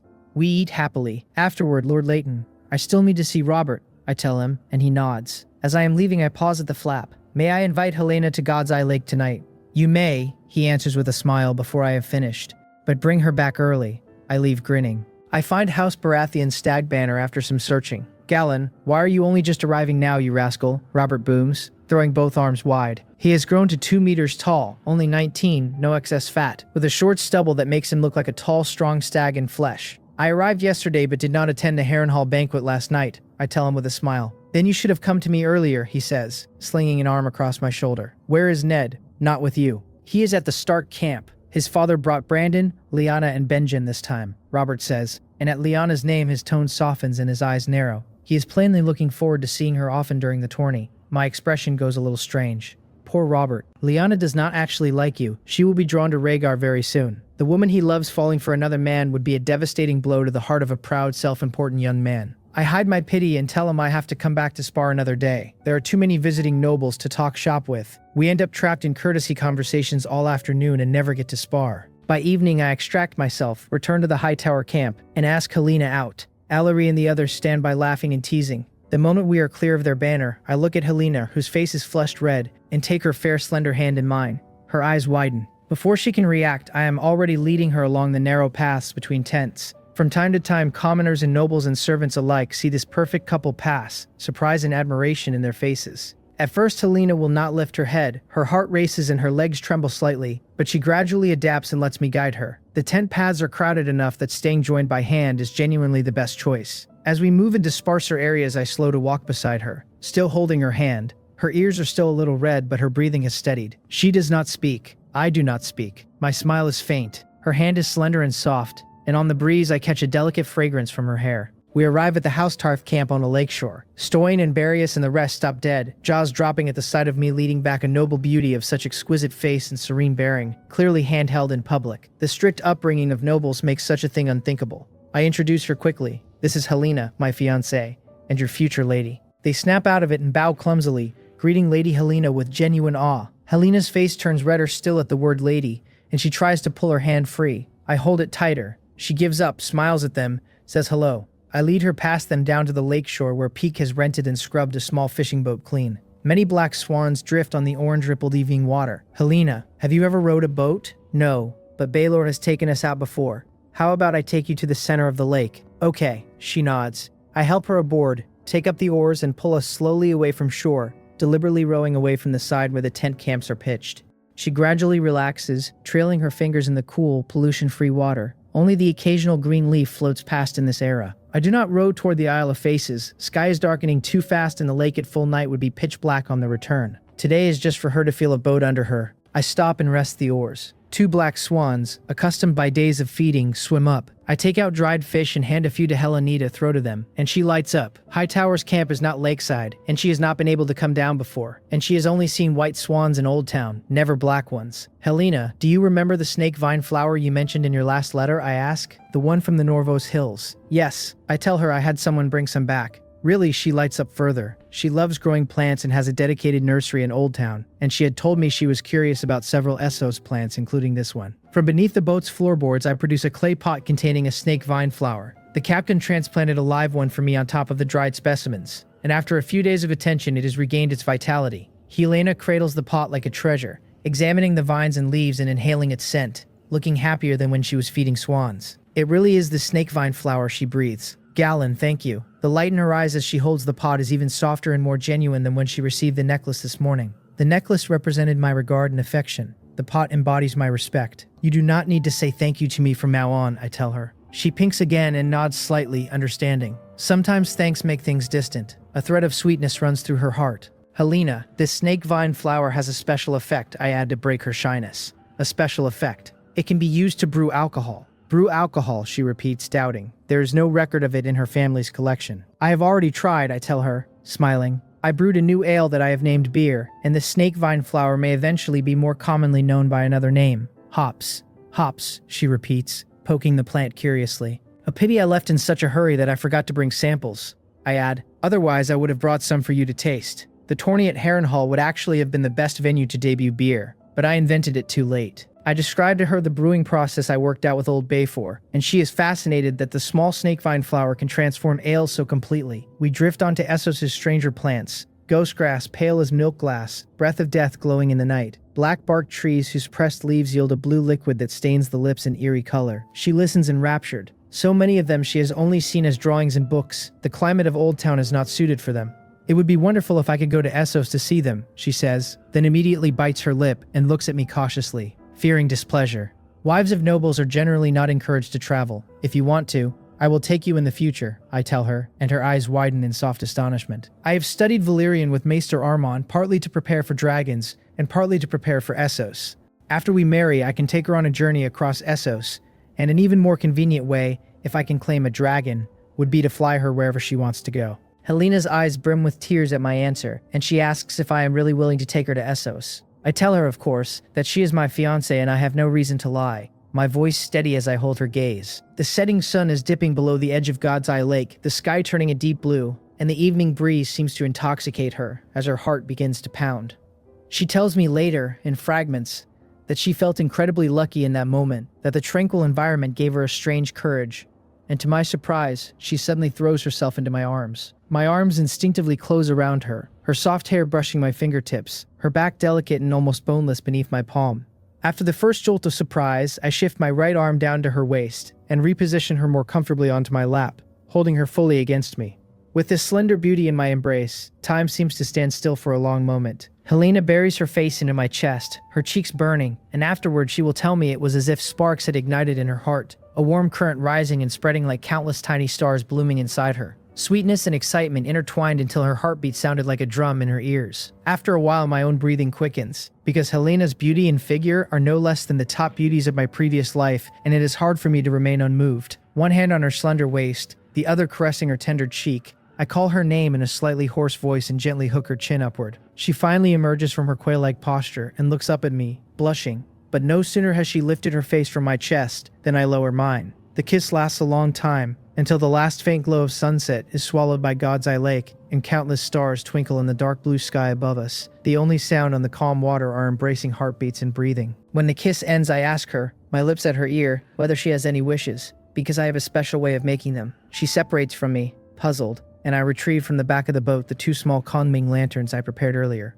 Besides participating in the tourney, my other purpose was to meet Helena, so naturally I planned the steps of our date long ago. The noble girls of Westeros have not yet experienced the dating rituals I remember from Earth, and I want this evening to leave a deep impression. I hand her a tinderbox to light our surroundings and a quill pen, and tell her we will write our wishes on slips of paper and attach them to the lanterns. She nods softly, willing to do whatever I ask now, and we both write in silence. I tell her not to peek, just to stick her wish onto her own lantern, and we light them together. As the 2 paper lanterns sway gently and float upward from my hands, Helena gasps and covers her mouth, her eyes filling with light. I pull her close and we both look up, watching them rise higher and higher, drifting toward the myriad stars. She grips my arm tightly, forgetting how to speak, never having imagined that I could send paper lanterns into the sky. When I finally row the boat back to shore, Stoyan and the others have already laid out a bonfire on the lakeside grass. They are perceptive men, and this time they have bought fresh lamb and beef and even slaughtered 2 chickens from a nearby farmer, skewering them all to roast over the fire. Beside the skewers, 2 pots of soup simmer and colorful fruits are arranged around the bonfire, and the enticing aroma carries on the breeze. We enjoy this lavish picnic together, and afterward I do not let Helena stay any longer because the hour is late and Baelor would come looking for us. I escort her back toward the Hightower tent, and just before we step into the camp I pull her aside in a dark corner for a quick review of the evening. We are met with the usual smiling, teasing glances of the Hightowers, Helena blushing as she greets her father before fleeing to her own tent with Allery and her sisters laughing in pursuit. I chat with Baelor and Lord Leighton for a while longer before returning to House Tarth's camp. There I stretch on the lakeside grass and begin my daily training, Harrison and Peake joining me as soon as they see me, and after I finish I rinse myself in the cold lake water. My physique is now strong enough that I do not have to worry about catching a chill. The next day I wake early, because today is the official start of the tourney. The sea of tents around God's Eye Lake is louder than ever, everyone impatient as the gates of Harrenhal swing open and the crowd surges toward the tourney stands. But before Lord Hoster of Riverrun, the host of this tourney, can take the field, a dull resounding hoofbeat reaches us from the distant King's Road, the sound of at least 100 horses galloping together. Everyone turns toward the dust rising on the southern road, and around me nobles and knights mutter guesses. Could it be Lord Tywin with the Western Knights? Could it be Prince Dorne of Dorne? Then a black banner embroidered with a blood-red 3-headed dragon emerges from the dust, and the entire venue falls silent. It is the banner of House Targaryen, and Prince Rhaegar arrived 4 days ago. Only one possibility remains, and many nobles swallow hard, finding it unbelievable. The king has actually come.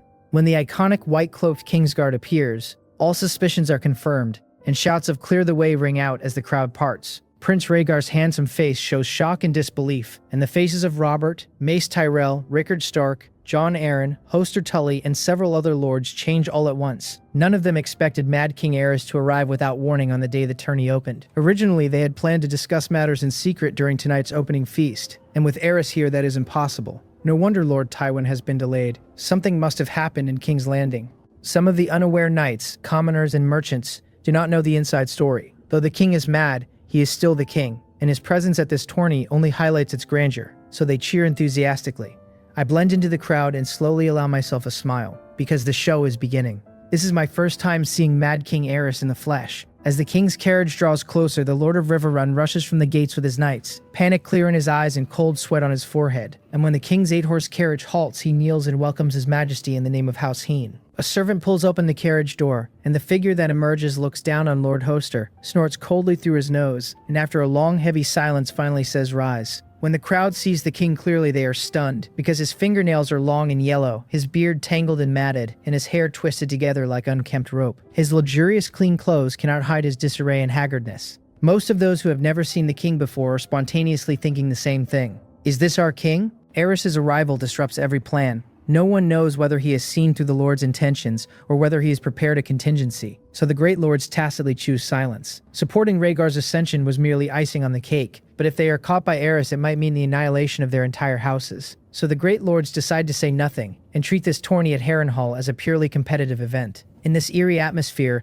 the Lord of Riverrun bites the bullet and begins the day's tourney according to the original schedule. The first day is mainly for arranging the seating of the many nobles, announcing participants, the tournament process, and the prize distribution. This tourney at Harrenhal is unprecedentedly grand, and in addition to traditional jousting, team competitions, and archery, 3 new events have been added: axe throwing, horse racing, and single combat. The spectators cheer at this announcement, because the more events there are, the better the viewing. I sign up for the main event of jousting and also register for the archery competition. Registration takes the entire morning and most of the afternoon, and then the seating is arranged. The Heian family has built a large rectangular arena outside the south gate of Harrenhal, with 2 wooden step stands 7 tiers high and stretching 80 meters along its east and west sides. The seats assigned to House Tarth are together with the nobles of the Stormlands near the middle, where the most exciting clashes during the joust will be clearest. The first day ends in a busy and somewhat chaotic manner, and as the sky darkens, Harrenhal becomes exceptionally lively, because tonight the Hall of 100 Hearths will host the grand opening banquet. This banquet gathers nearly half the nobility of Westeros, and the king himself will attend. Only this hall in all of Westeros could accommodate such a crowd. Not even King's Landing has its equal. The servants of Harrenhal are run off their feet, the Lord of Riverrun even borrowing many servants from nearby nobles and hiring able-bodied women to barely cope. In our tent, Galena lays out clothes for me, and I tell her to keep it simple. I do not really like overly luxurious clothing. She thinks for a moment and chooses a white linen shirt and a dark blue velvet coat, adorned with exquisite silver swirls, paired with black linen trousers, exuding a touch of noble elegance. I nod that it works. I do not bother going into Harrenhal to bathe. I simply wash my body and hair in God's Eye Lake.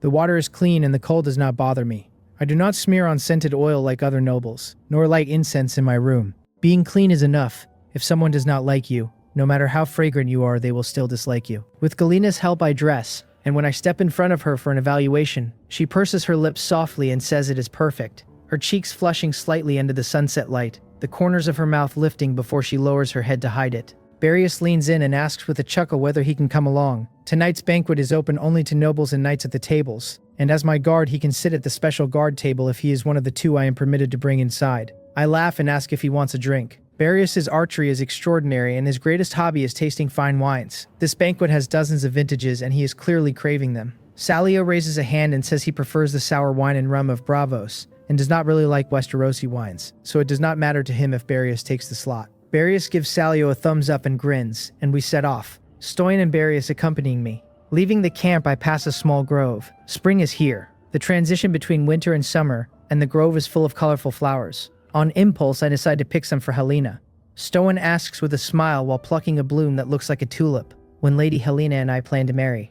I tell him probably another 2 years. Honestly, if I wanted to, I could marry her right after the tourney, since she is already 15, and that is a normal marriage age in Westeros. Allery will likely wed Mace Tyrell in the second half of the year, because Mace is over 20, and the Queen of Thorns is impatient. But I am not in a hurry, because I know the War of the Usurper will likely break out within a year. The continent will be in turmoil, and I will go to war with Robert. For the next stretch, I need to harden my own strength and develop my forces, and a wedding now would only consume time. Better to wait until the war is over, after I have gained great military merit and prestige, when Helena will be about 17, which would be just right. As I pick flowers, I suddenly hear the faint sound of a harp, plaintive and murmuring, melodious and beautiful. Stoyan and Barrios exchange glances with me, and we follow the music through the grass until we see a handsome young man in noble attire, with indigo eyes and silver hair, plucking the strings. My brow twitches. Rhaegar.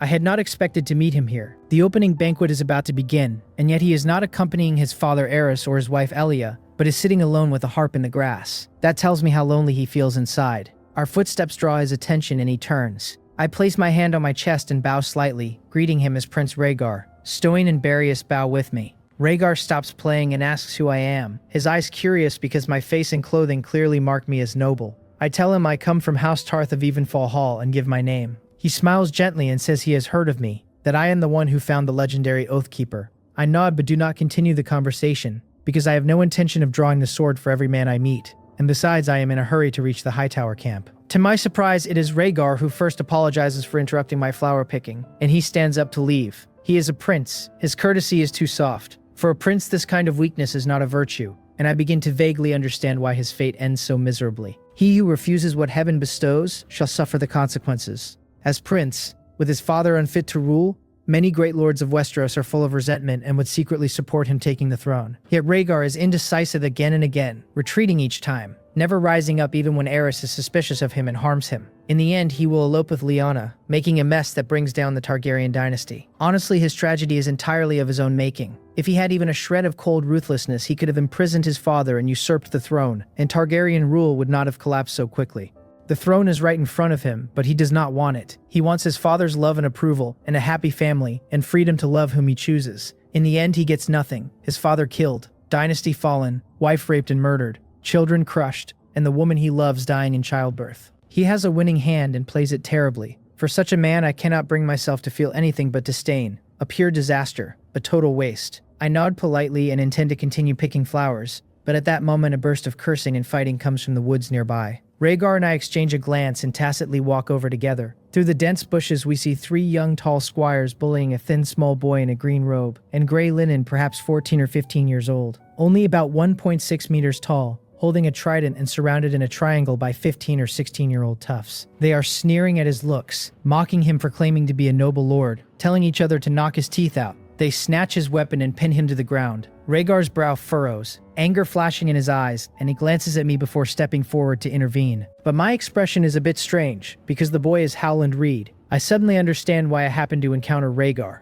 Sure enough, just as Rhaegar takes a step, a clear and loud female voice rings out through the trees telling the bastards to stop and asking who gave them the nerve to bully Harlan. Rhaegar halts. I look toward the voice and see a tall, agile figure dashing out of the dim southwestern wood. A beautiful girl with dark brown curly hair scattered on her shoulders, full of wildness, her face exquisite, her gray-blue eyes stubborn, her nose bridge high, and her lips soft yet firm. She is tall and slender, perhaps 1.7 meters, in leather tights, and she draws a blunted training sword from her waist with a swoosh. She is Lyanna, Eddard's sister, the fiancé Robert has obsessed over for a lifetime. The 3 squires hesitate, because despite her wildness her face is beautiful, her skin smooth, her bearing utterly unlike a farm girl. The way she speaks, aggressive, confident, does not fit a commoner. They exchange uneasy looks, already wanting to retreat, knowing that ganging up 3-on-1 is shameful enough, and that being caught by their knights would mean a beating. Lyanna does not care what they think. She swings her sword and rushes them, her swordsmanship exceptionally fierce. In a few moves she catches them off guard. They cannot even touch her edge, and they finally scatter and flee. She snorts angrily, turns, and goes to help the fallen Howland. She asks if Harlan is all right. He says he is fine, thanks her, his eyes full of pain and defeat, telling her later that this trip to Harrenhal has made him feel small and inferior, that his height has been mocked and his looks and bearing have drawn contempt from other nobles, that even after stating his identity he was still beaten by squires. Compared to Greywater Watch, the outside world feels like the truly dark place. She sees blood on him and insists on taking him to her wolf den to treat his wounds, glaring at his refusal because he is her father's vassal, and of course she has to protect him. Lyanna is a whirlwind of a person, and soon she has dragged him into the southwestern wood and out of sight. As her figure disappears, I tilt my head and glance at Rhaegar. Sure enough, he is also staring after her with a strange expression. The gears of fate are turning. I shake my head. Let it be. Littlefinger was right. Chaos is a ladder, and if you Targaryens do not act stupidly, how can I make progress? I smile faintly, do not bother greeting Rhaegar again, and leave directly. Stoyne and Barrius follow without a word. As we walk, Stoyne remarks that those people seem to be from the north, and I confirm, that girl is from House Stark, and she is Lord Rickard's daughter Lyanna. Barrius chuckles that the girl has quite a personality. Indeed she does. Lyanna is something like an Arya plus, possessing the beauty and romance Arya lacks, while sharing Arya's combat talent and decisive character. In this stifling medieval world, she is a unique flower. But however many advantages she has, they cannot cover her recklessness, and I dislike people who do not consider consequences and bring trouble to family, friends, and allies. I can understand her eloping with Rhaegar. Given Lord Rickard's rigidity, he would never let her break the engagement with Robert, and to pursue freedom of marriage, she has to flee. But before or after running, could she not have explained, even just sent word that she had gone willingly? At least her family could have salvaged the wreckage. Instead, she vanished and let the world believe Rhaegar had abducted her. In that performance, afraid she would not get her father and brother killed, afraid she would not incite chaos, bears the main responsibility for the deaths of Lord Rickard and Brandon Stark. Lyanna is charming, but with serious flaws, and for a woman like that I only want to keep my distance. I take the flowers to the Hightower camp and present them to Helena, and afterward we head with the Hightowers to the Hall of 100 Hearths. The hall is packed, more than 1,000 people present, most nobles and the rest famous knights of the tournament. 9 long tables, each over 20 meters, are distributed throughout the hall, plus many scattered small tables that themselves seat 20. The center of the hall has been left clear for dancing. As heir of House Tarth, I sit close to Robert at the Stormlands long table, and the moment I sit, he leans over winking, accusing me of coming here only to see my fiancé. I tell him not to slander me, that I am here to participate in the tournament, and when he grins and rolls his eyes at me, I shoot back that he is here for the same. Robert is helpless because his real motive was to see Lyanna, but he immediately declares with mock righteousness that of course he is here for the tourney, and we look at each other stifling laughter, right? We are both Sigma males. After chatting with Robert and the Stormlands nobles for a while, Mad King Aerys appears with several ministers, and I immediately spot a bald, clean-shaven man in silk robes, his face wearing a perpetual smile. Beside me, Count Aemon of Greenstone leans close and whispers that the bald man is Varys. Count Aemon is nearly 50. Robert's maternal grandfather, Greenstone, like Tarth, is an island in the Stormlands, only a quarter Tarth's size, and the Aemons have very good relations with House Baratheon and House Tarth. Aemon's son, Alan, cannot help snorting that it is that wretched eunuch always snitching behind everyone's backs. And Lord Caspar Wilde of Rainhouse murmurs that perhaps Aerys' coming to Harrenhal at all was the spider's idea. Caspar's gaze rests on Varys, on Master of Coin Carlton Chelstead, on Master of Ships Lucerys Valerion, on Master of Laws Simon Staunton, but the man he stares at with the most hostility is one in white robes with brown curly hair and a strange collar of runestones, a man named Wisdom Rosart, a pyromancer. Rosart is deeply trusted by Aerys, who has even made the alchemist an honorary lord and seated him on the small council. The reason Lord Caspar hates him so deeply is that in recent years Aerys has changed all death sentences to execution by wildfire, and the king and Rosart take pleasure in burning prisoners alive. This is unacceptable to the nobles of Westeros, and not long ago a member of House Wild was burned by Rosart for offending Aerys in King's Landing, reduced to a charred skeleton too gruesome to look upon. Looking at this notorious pyromancer, I have other thoughts. Alchemists are rare talents, and Rosart is skilled at making wildfire, and I am very interested in wildfire. In the original story, the Imps Battle of Blackwater Bay vividly demonstrated wildfire's lethality, and Tarth sits isolated on the narrow sea, our future development inevitably maritime. If I could master the production of wildfire, the lethality of warships under my command would skyrocket. Catapults paired with wildfire might give warships true long-range firepower. Navies of this era have no effective long-range weapons. At most a scorpion or two on the bow, or fire arrows from soldiers, and true encounters at sea still come down to boarding, which is too primitive and too inefficient. If wildfire could be integrated into naval warfare, the fleet of House Tarth might leap an entire era ahead. I look at Rosart, and a plan slowly takes shape in my mind. Soon Aerys says a few high-sounding words and announces the start of the banquet, and the atmosphere immediately livens. In a banquet of this scale, drinking and eating are not enough. Performances are essential. Introduced by the Lord of Riverrun, Rhaegar appears holding his harp, and under the starry-eyed gazes of many noble girls, he plays a piece of unparalleled beauty. His handsome features, melancholy temperament, wonderful music, and royal status make him irresistible to women. I do not particularly like Rhaegar, but I appreciate the music. His harp playing is mixed with a sense of pessimism and reflection on fate, far more sophisticated than anything I have heard before. I cannot help but nod. Without an omniscient perspective, Rhaegar truly does have skills. Off-the-charts martial prowess, off-the-charts looks, top-tier artistic talent, and on top of that a prince. A perfect novel protagonist template. I glance at Robert and find him stiff-faced, his expression dark and displeased as he watches Rhaegar. Robert is still brooding over the death of his parents. He has not forgotten that the Targaryen father and son caused those deaths. And besides the hatred, his eyes also hold the defiance of a man who cannot stand Rhaegar's gentle, elegant manner. To Robert, a man should drink heavily and eat in great mouthfuls, be rugged and bold, and Rhaegar's behavior seems pretentious. I shake my head. Robert does not understand. Women really do fall for Rhaegar's style. I look toward the long table of the northern nobles, and amid the bustle I see Lyanna staring at Rhaegar with wide eyes, so absorbed she even sheds a few tears at the emotion of the music. Robbie, you are looking a bit green. Just now in the woods, Rhaegar's gaze toward Lyanna already showed he was attracted to her wild personality, and now Lyanna is captivated by his appearance, bearing and music. The two of them only need a spark, and they will ignite themselves like moths to a flame. As Rhaegar plays, Benjen, who rarely sees Lyanna cry, mocks her, and she promptly splashes a cup of wine on his head. Lord Rickard, Brandon, Eddard, and the others look at the scene speechlessly. Lord Rickard glares at his daughter to mind her manners, and tells Benjen to be honest as well. After Rhaegar finishes, others perform, the atmosphere grows livelier, and the music gradually becomes melodious as the Lord of Riverrun announces the start of the ball. Soon young nobles eagerly invite the noble ladies they admire to dance. Under my watching gaze, Robert clears his throat and walks toward the House Stark long table with shifty eyes,